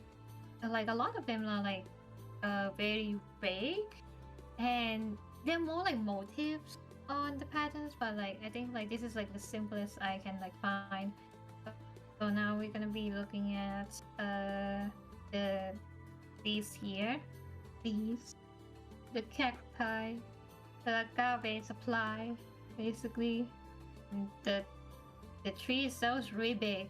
Like that is huge. Large. The person who would be like standing next to it would be like this. Big. They'd be like this, like standing like this, and then just like it's bigger than a person. It's pretty big. But it's also one of the most important plans in like in terms of like the economy because you can like do like a lot of stuff with it. It's like a lot of supply of incense, but I think they just like have a fashion in this way for the silhouette to look more like a paintbrush, basically. Yeah, and also, you know, they Which is can't have understandable. a large ass plant be a part of the silhouette since that's large. Yeah.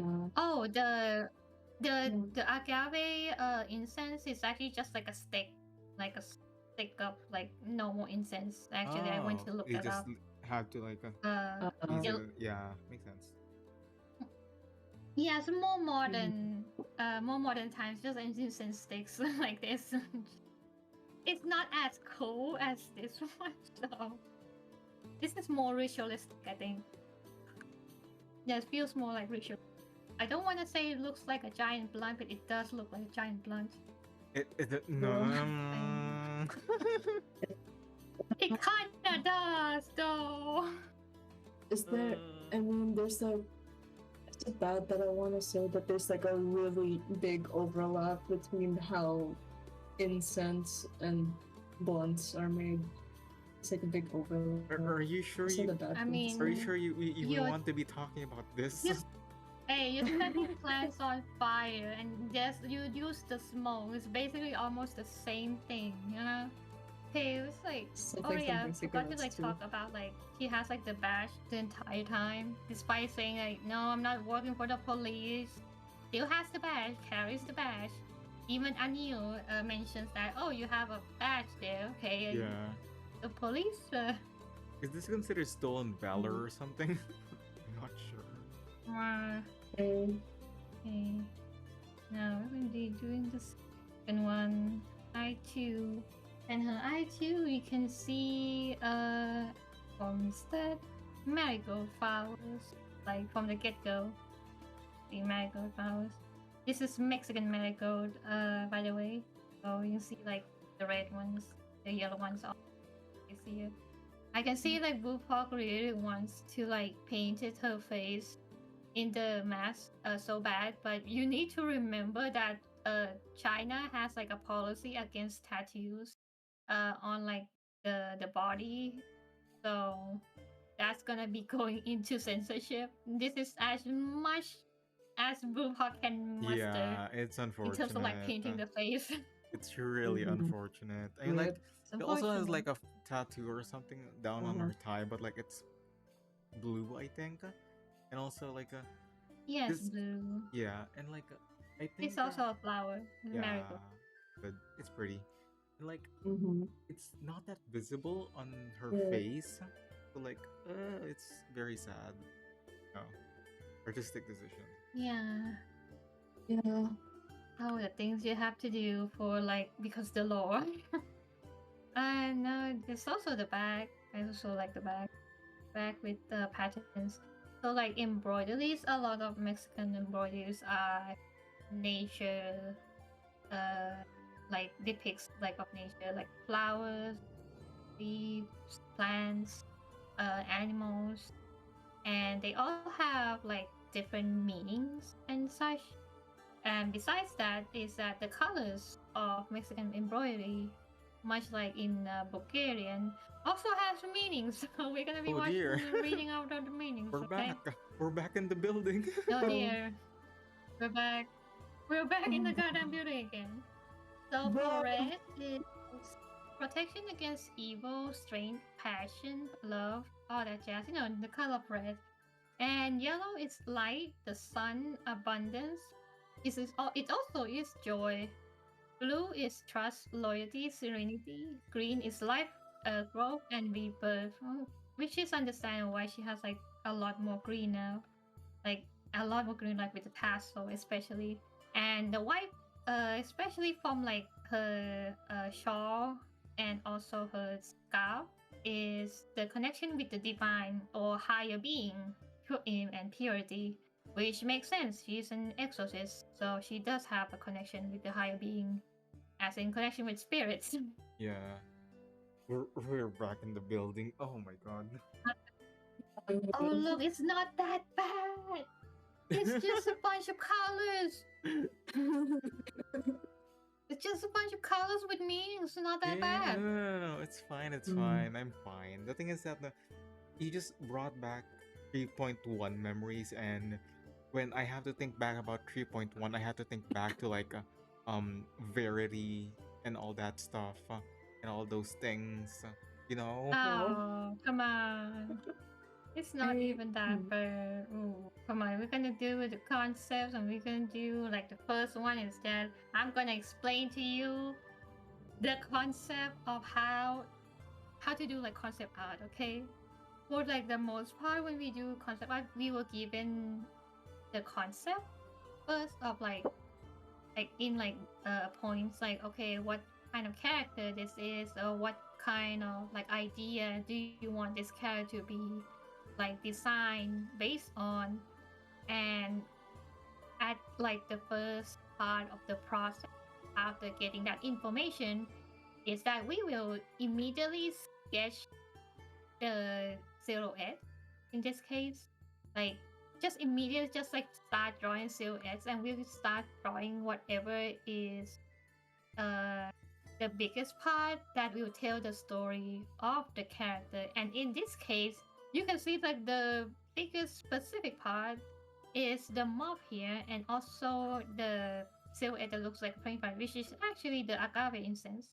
Like they started with that here, and it was not meant to be a moth. It was meant to be a goddamn giant paintbrush, because Ramona's character is also Teresita, which is the person before she was reversed, a painter, an artist. She was meant to be an artist from the beginning. So if I hear anything about goddamn racism because of the depiction of American stereotypes, I swear to God, you need to go back and study character design, because that is how we do things. We do things from goddamn silhouette first. You can even see this like in her out also that she's painting, like on a painting actually. Yeah, The mob I is feel also like a painting. I feel like the patch that's all about painters and also art, and also had an entire skin collection about painters and muralism is a little bit on the nose about what it wants to do with a giant mop, but apparently not. Yeah, it was kind of ass to be going through all of that. And I was like, what are you talking about? Also, this character is an exorcist. She's supposed to be cleaning the place from evil energy.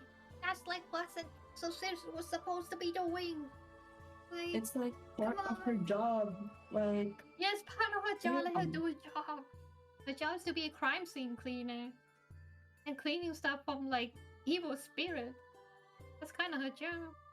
And now we're gonna be well, that side we're gonna be talking about Udimo like immediately. I love her Udimo. This is a little what the fuck am I talking about? Just a little guy. Yeah, it's a little guy. This is a solo dog basically, or let me see, what did I wrote in the pronunciation? Go for it. We believe in you. Cho Loi Kuntle. Basically, that's the full name. Cho Loi Kuntle. Cho Loi Kuntle. It's basically this. Looks like this in real life. It's a dog. Dog. A dog. Dog.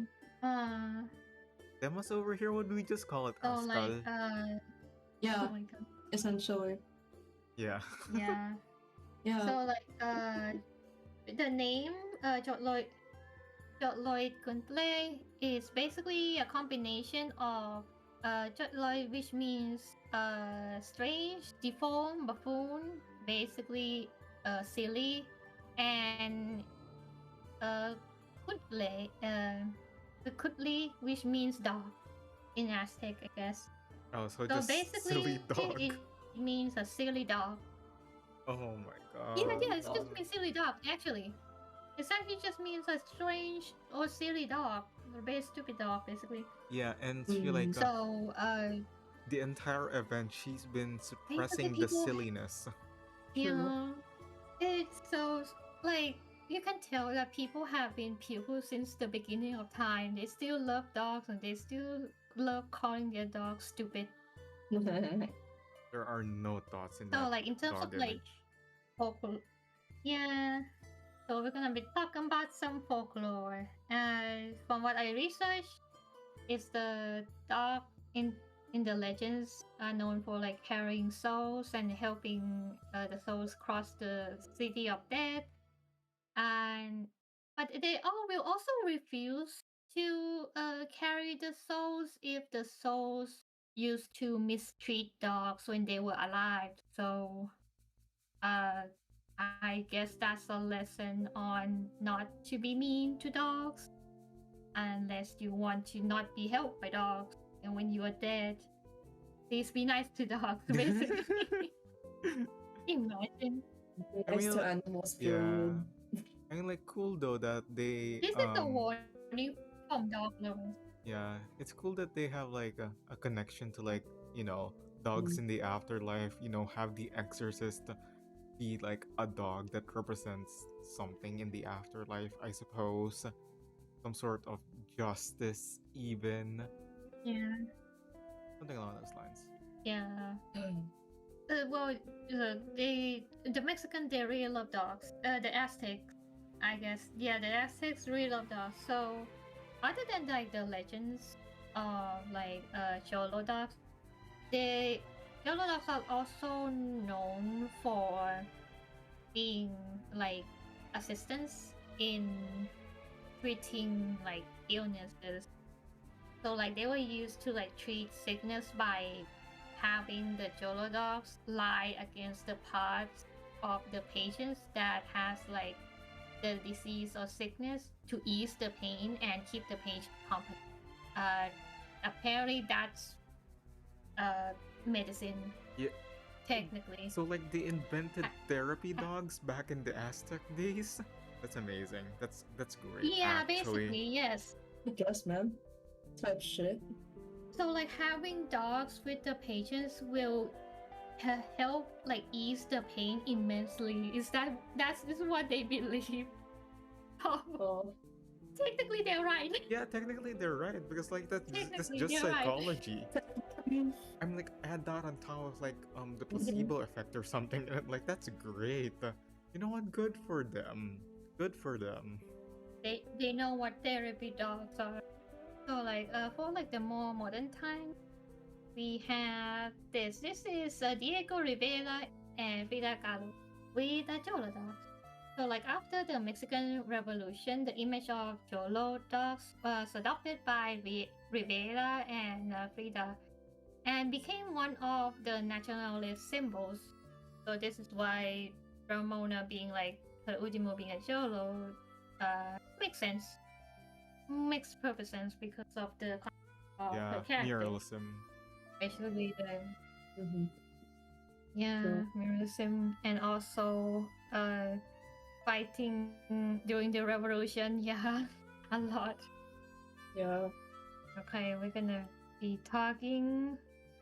This is all done, and we'll be going to the funny part that is not the mini game, but it's more like just a discussion. Basically, we're gonna be doing some reports here and there, Oh god, do you have work to and I do? want you.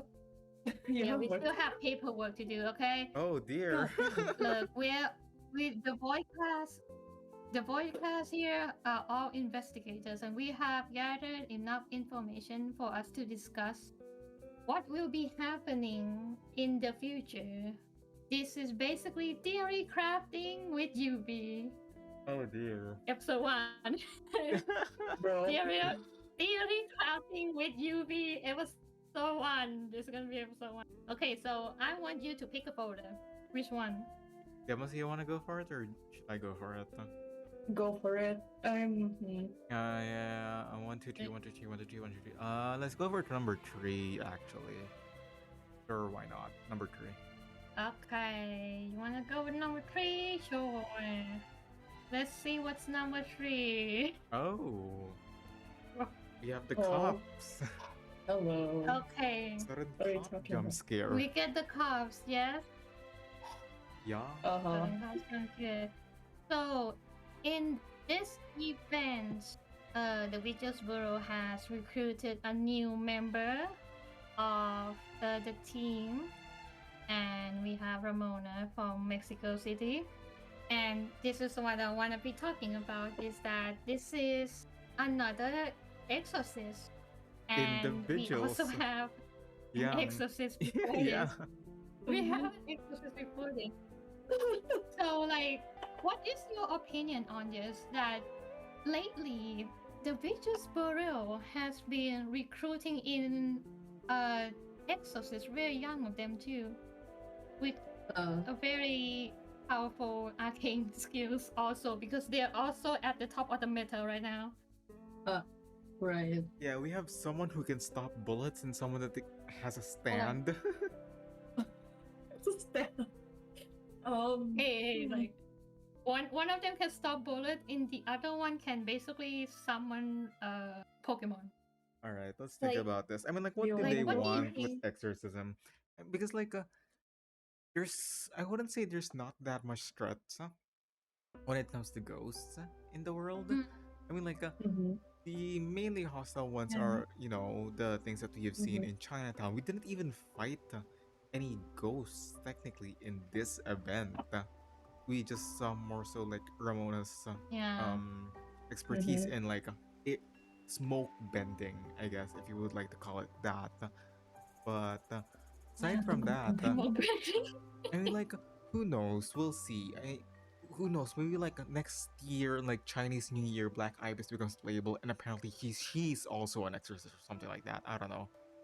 Because like I don't Oh, think that would be funny. That I would be so yeah funny, that would be actually. great. But like Creus is not an exorcist. Yermolite is not an exorcist. Paravian is not an exorcist. Why do they need exorcists? Maybe they just really like that one film by Is John Chung an Mhm. Carpenter. exorcist with last time? Oh. Is Chung a exorcist with like the last event? No, Technically, is he? I don't. was Well, he No, exorcising? no. no, He was given a No. sword and was just like, yeah, no, not really. I wouldn't say so. He doesn't. He hasn't okay, even met a single spirit. I think. yeah, okay. But he did join the vigils. Like, that is what hinted, which makes sense. He's still a cop. Until now, he's still a Yeah, fucking cop. I think it's Still just a cop. more so the Rip. idea that Yeah. the vigils really like their POC. They're like the DEI hires of the foundation, I suppose. That's so ass. I am no, My God. no. Hires. Bro. But like You're so Okay. cool. I'm just Okay. Oh So my like to I cannot god. wrap up the report on Vigil's Bureau just yet, because there is something else that has happened in Vigil's Bureau, and that would Hmm. be, we have another appearance of her, by who is this. also who, can you guess? Hi. Can you guess like what's her next step in the Vigil's Bureau subplot? We're gonna find her in Egypt or some shit like I hope that. it's not looking into Beryl again. My God. I hope it's not talking about Beryl again in the next event. Yeah, I mean, But technically, like, yeah. aside from that, oh my god. Motherfucker. Yeah, technically, kinda, yeah. So, hey, look, Literally. technically the plot is just going there anyway. So, we're just gonna Uh-huh. keep in mind that the next subplot of the Witches Burrow is gonna be including a lot of exorcists. Technically, Burry is kind of an exorcist, with Felicine being the evil Uh-huh. spirit, I guess? Question mark? What? I guess so. I mean, I guess, Girl. like, technically, but we need to Girl, I'm like gonna think need of you like to who like is the exorcist yeah. between Beryl or Adele. Girl, I need you to stop Life playing. is back Yeah, in. Oh girl, my I need you to stop smoking for a few moments. Damn. Okay, fine. But technically, we're just going through like the Witches Burrow like future subplots, which probably just be like Yeah. CNY, uh, Black Ivy somehow arresting Burrow. I don't think she's going to arrest her. And I still don't know what the Shotling's gonna be doing. Is someone going to I open up don't a wanna know yet. portal that needs like a I'm bunch of scared evil to know. spirits to be exorcised? What are we doing? I'm genuinely so scared to know that I don't even want to know anymore. No. I mean, it could be Like, anything. I was- It could just yeah, be like, true. you know, the depths of myths again. And it's just like It's kind of almost like exercising, but depths of myths instead. Okay. 10 It makes million sense, though. more patches to the depths of myth. Okay, that's it. And that is for Sure, the Luke. folder. And for the next folder, I can just like choose it for you, just so like it's easy.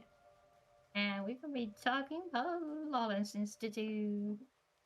Institution Lawrence. Ooh. Yeah. Institute of Lawrence. Yeah, so what is the thing we're gonna be reporting? Well, we're gonna be reporting on the butterfly lady, of course. Lady Butterfly herself.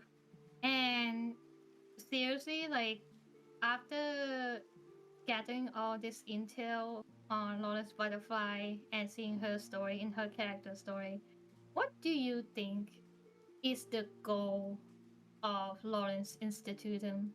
To break shit up. I don't know. Partially, it's of course as much as they would like to like trash talk the entirety of Laplace. I do think they are very much still a serious research and development institute, I suppose. But like they still very much do focus on the Yeah. research and development regarding the storm. I think that that is very much serious. They themselves want to figure out how the storm works and things like that. But the thing is unlike Laplace, they take a more proactive approach in the way that instead of just focusing on what they have at hand, they also focus on trying to see on what others have in their hand that are trying that they are what others have in their hands that they're hiding from everyone else. Because more than Laplace, Lorenz's target is not just Laplace. Her target is also Zeno. Her target is also the Foundation. Her target is the White Stone House, which is like a Prac Security Council and all that. She's trying to see what they know as well. Because, you know, instead of hiding shit from one another, why don't we just simply compile all of them and I'll solve it for you, motherfuckers? Things like that. Yeah, this is a breach of privacy, but you know what? It's for the greater good. Breach of privacy and I it's don't a agree with whole going ass just for organization for the market off greater because, good. Yeah, is it for mean, the greater good? It's just for like for the fun. like they're turning the whole organization inside out in secret just for the fun of it. But at the same time, you also have to kind of consider that one of the few things that Lawrence Butterfly first did before she even joined the Institute of Lawrence was, you know, set people free from the Amber Room and also, you know, intercepting the whole intel about it.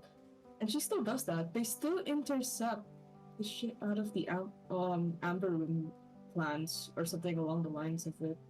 They're still I doing mean, yeah, that. she has like voice line of like asking Bertin if it's okay to just like kill a Yeah, bunch kill a of few people, sure, why people not? sending deserters. Yeah.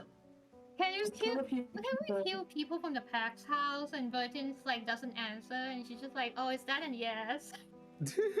It's a silent yes. I feel like, I mean, Britain can be silly, quote unquote. Yeah, like So God forbid a woman has fine. hobbies. Like, come on, can't the girl do a little bit of murder? It's actually her hobby. That's This is actually her actually- hobby. this is her hobby. I think it's said like somewhere in her character introduction that the killing part wasn't part of the job. It's just her hobby. Yeah. I mean, like, we thought at It's just first like, that, like, oh, X is wow. pretty bad, but Okay. no. Lawrence is just another level deeper No. down. Oh God, his mom is worse. So you just know who his mom is, actually. Yeah. You can just prove the point. Okay, so besides that, have you read Lawrence Butterfly character? I don't know. Have you, Deimos? Hello? Have you, Deimos? um, hmm, Awkward silence. Hmm. awkward silence. Am I the only one reading? Listen, To be listen. fair, We've been I busy. know the plot, but to be fair. We've Uh-huh. been busy in the background. Listen, we had to Wait. both graduate. Oh my god. Okay. Okay, look. In my defense, at least I'm at most aware of the plot. I'm at most aware. I just don't know the exact details of the plot to really grasp what is actually going on. I have no excuse, At honestly. Okay. least. Okay. I have no excuse, really. I have no Yeah. no Okay. idea what's going on over there. How about I TLDR this? How about Yeah, I go. wrap up this report on Lawrence Institutum? Is that something happened by the end of Lawrence Butterfly character story? Is that we may have a brief introduction to the person who invited Lawrence Butterfly into Oh, yeah. the secret society that is the Lawrence Institutum. And her first entrance is basically this. The first thing to emerge from the other end is a fragrance deep in the sense of tears. The smoke is actually purple, by the way. Stench is purple. And after like a brief talk with Lawrence Butterfly, who is just Marguerite, who just happens to solve a puzzle of the chaos theory in the archives of Laplace and found the coordinates that is a secret entrance to Lawrence society. The person who invited Lawrence Butterfly basically has like an invitation for like a not a challenge. It says her name and identity are irrelevant, and she has lived a really long time, so labels don't really matter to her. And also, she's no longer in Laplace or at the foundation, so she left the coordinates for people who are like capable to join. And this is basically the end of Lawrence Butterfly character story.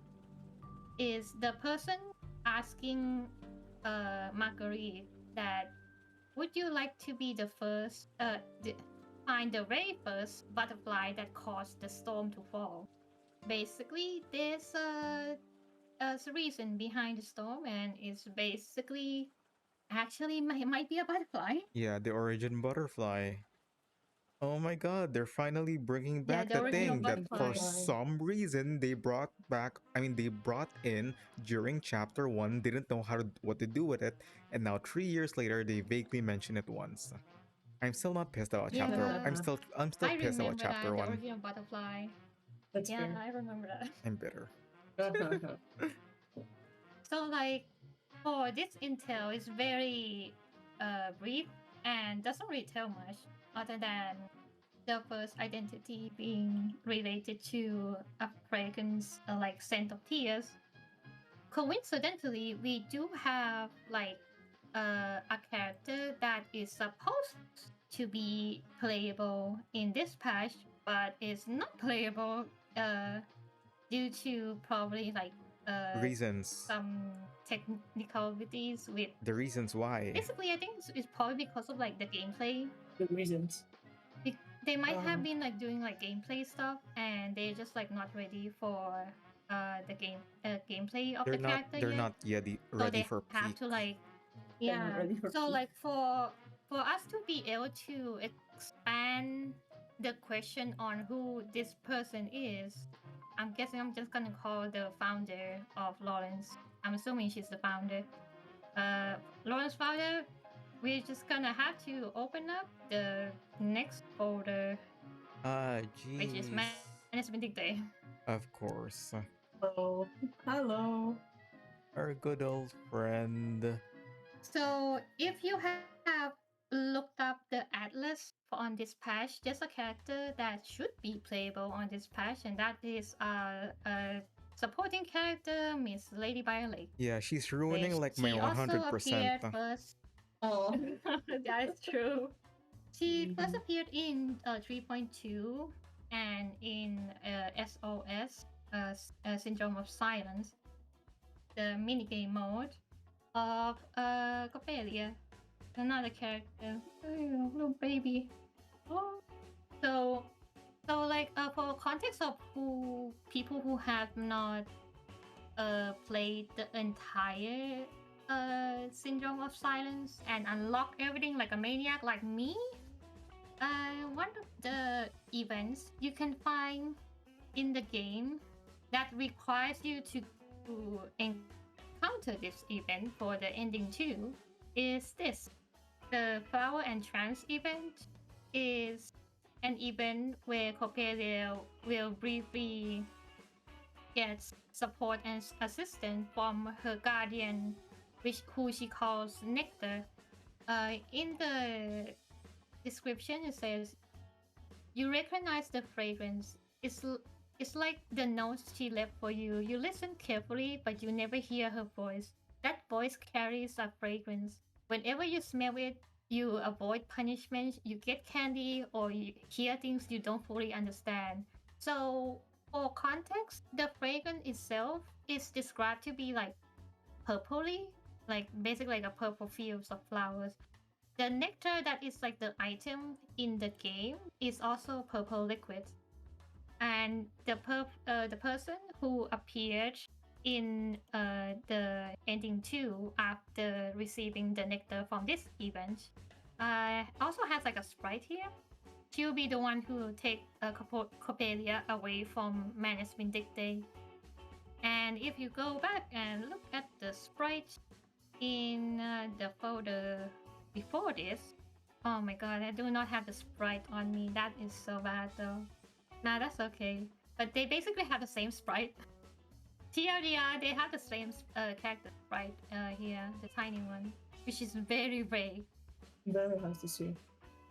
So, like, does that mean Coppelia's guardian is Lowland's institute and founder? We do not know. Actually, we do not know. But if you want to do like theory crafting like me, I do find something interesting in terms of like the relation between Manus Vindicte and specifically Manus Vindicte Orchestra, the Manus Orchestra that Coppelia belongs to, and Lawrence Institute, is that Lawrence Institute also tries to infiltrate Orchestra. This is mentioned in Lawrence Butterfly's birthday message. And also, something else I cannot mention yet because future events. I have no clue what's happening in the future, by the way. But- These two do. But like, I'm just clueless over My here. god. I barely Okay, have so- an idea. I barely have an How idea. about I explain to you that in order for science to be able to determine chaos is through weather observing meteorology, and there is a common place for meteorology and orchestras. Do you want to know what it is? Oh, Sure. want to guess? I mean, like, yeah, I'm Okay, waiting. yeah. Yeah, I'm waiting for like response. Goddamn. My bad. Oh, like, my god. Okay, look. The one thing they have in common is that, did you know that the equipment for meteorology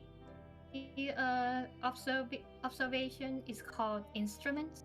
They're Oh. called weather instruments.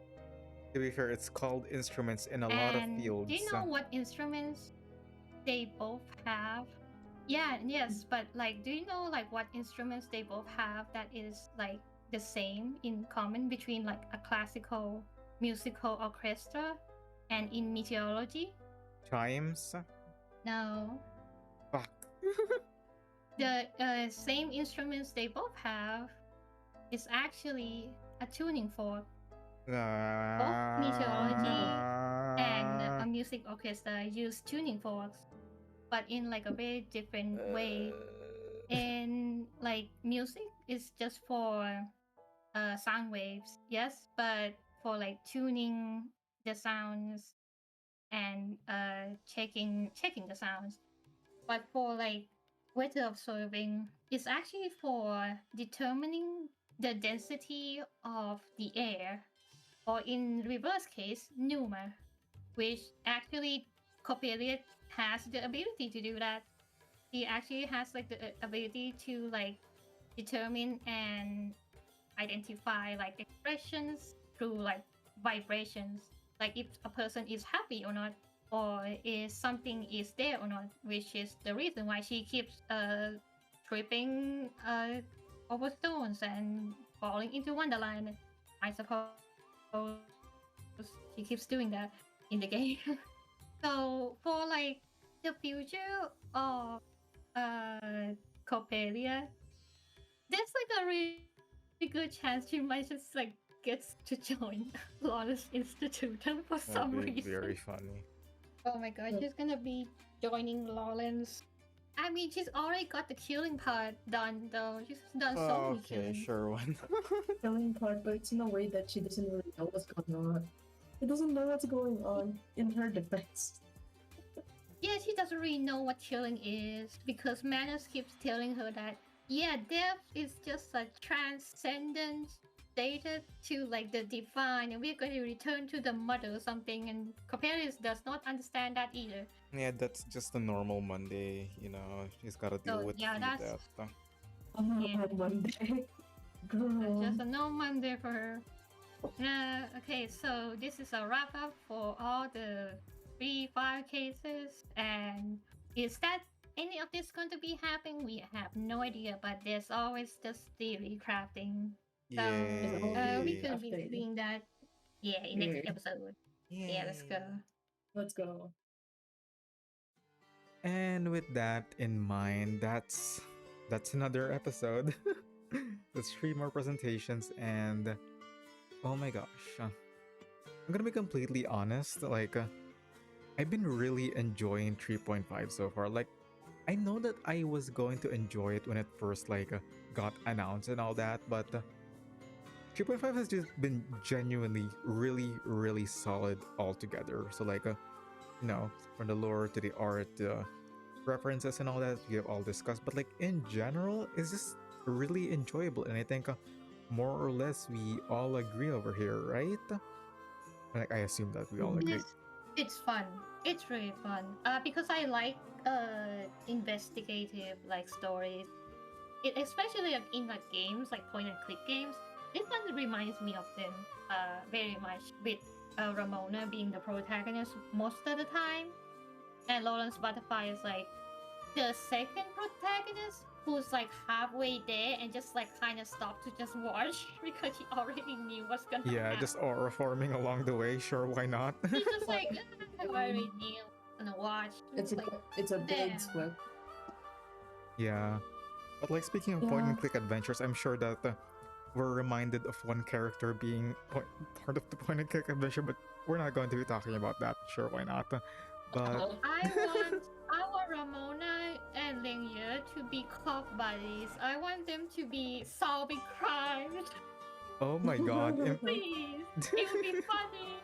I mean, like, we already had like a buddy cop movie with Liang and Poitier, but like Yeah. it would be funnier if we have like another gaffer in Ramona, you know? Yeah. Yeah. We need Ramona's funny.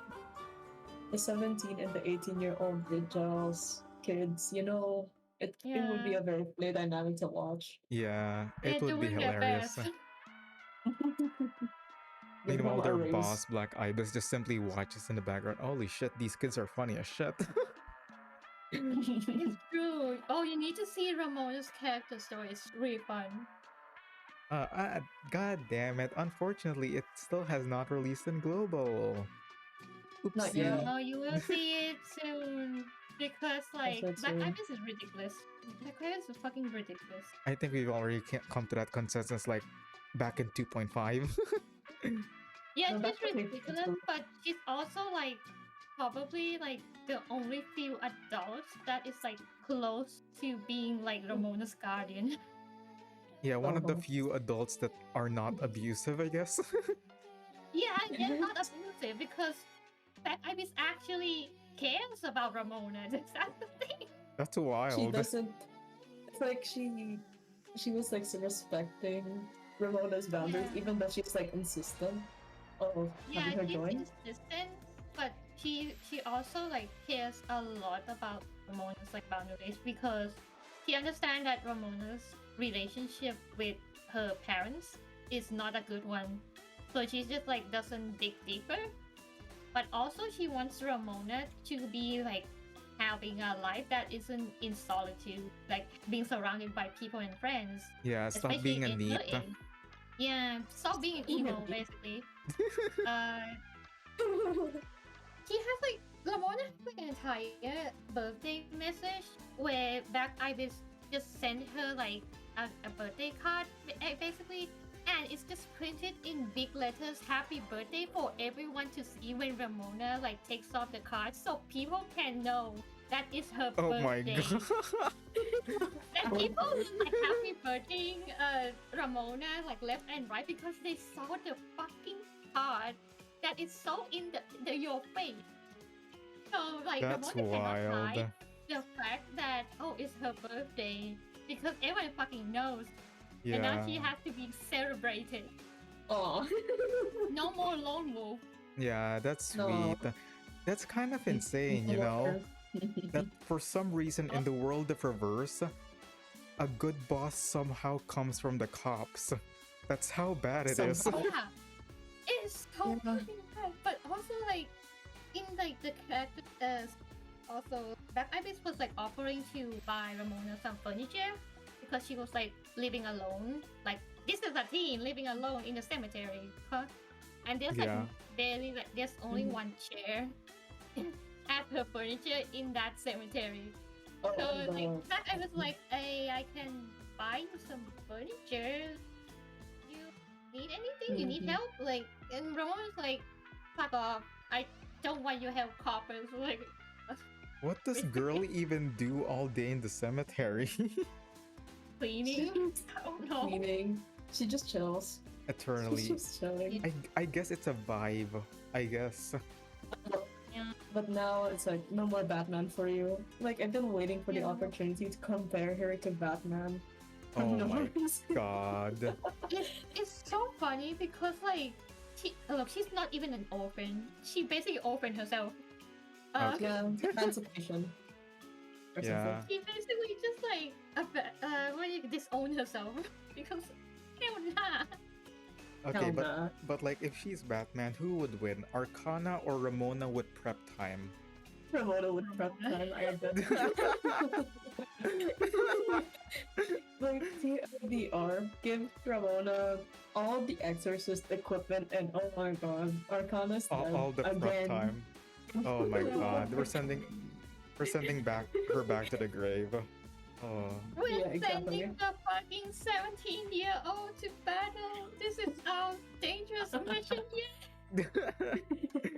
This is reverse Just at give- this point. Are you surprised? Yeah, isn't Burton 17 now? So like, Yeah, we're 17. technically Technically, tracking she's like the tracking same it. age. Yeah. Yeah. Burden is 17, by the way. Let no one else convince you Burton- otherwise.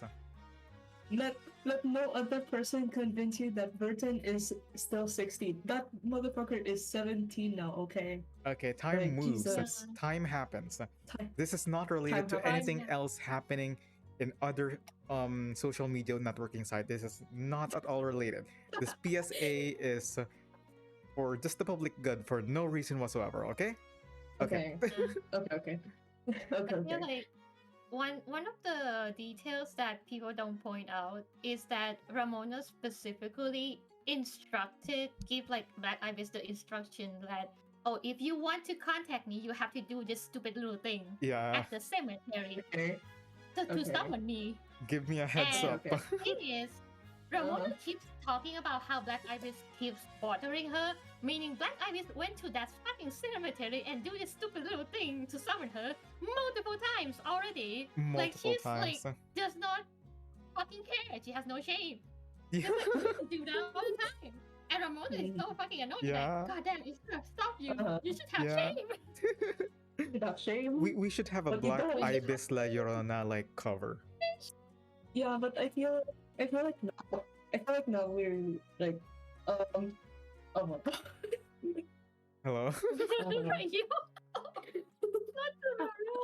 It's like okay, I think for now we can talk about Ramona a bit more once we get to know Yeah. her story, right? Yeah, once Which it is once it soon. comes out, since you guys are so advanced ahead of me and like already know the story, I need to read. But yeah, Mhm. eventually we will. Um, this was I was supposed I to like have like go the 3 announcement. Yeah, to analyze. yeah. Mhm. I have like characters analyze. It's God. Yeah. When Gonna do we kill not myself have here. When do we not have characters to analyze? To be fair, but still, Exactly. um, this was the part of the presentation, not presentation, but like the episode where I was supposed to announce the graduations. But it's fine. It's fine. But It's fine. nonetheless, Yeah. do you guys have anything else to say? Nope. All I'm right. good. All right, then. We'll just save all of our conversations about Ramona, about the essence of the story, and other character related details for next time because we're going to have an episode 2, of course. And with all that being said, once again, I have been ReddShifted, and together with my co hosts UV and Deimos, we have been 199.9 FM, the only radio station you can trust in these ever changing times. Here to say, be it as resilient as jade, it shatters, be it as revered as gold, it crumbles, be it as resplendent as Quetzal flames, it will fall away. No eternity on earth, only a fleeting moment. My dear listeners, I hope you all have a wonderful morning, evening, afternoon, or night. Keep steadfast in your identities. This will be the end of today's broadcast. Thank you very much for listening.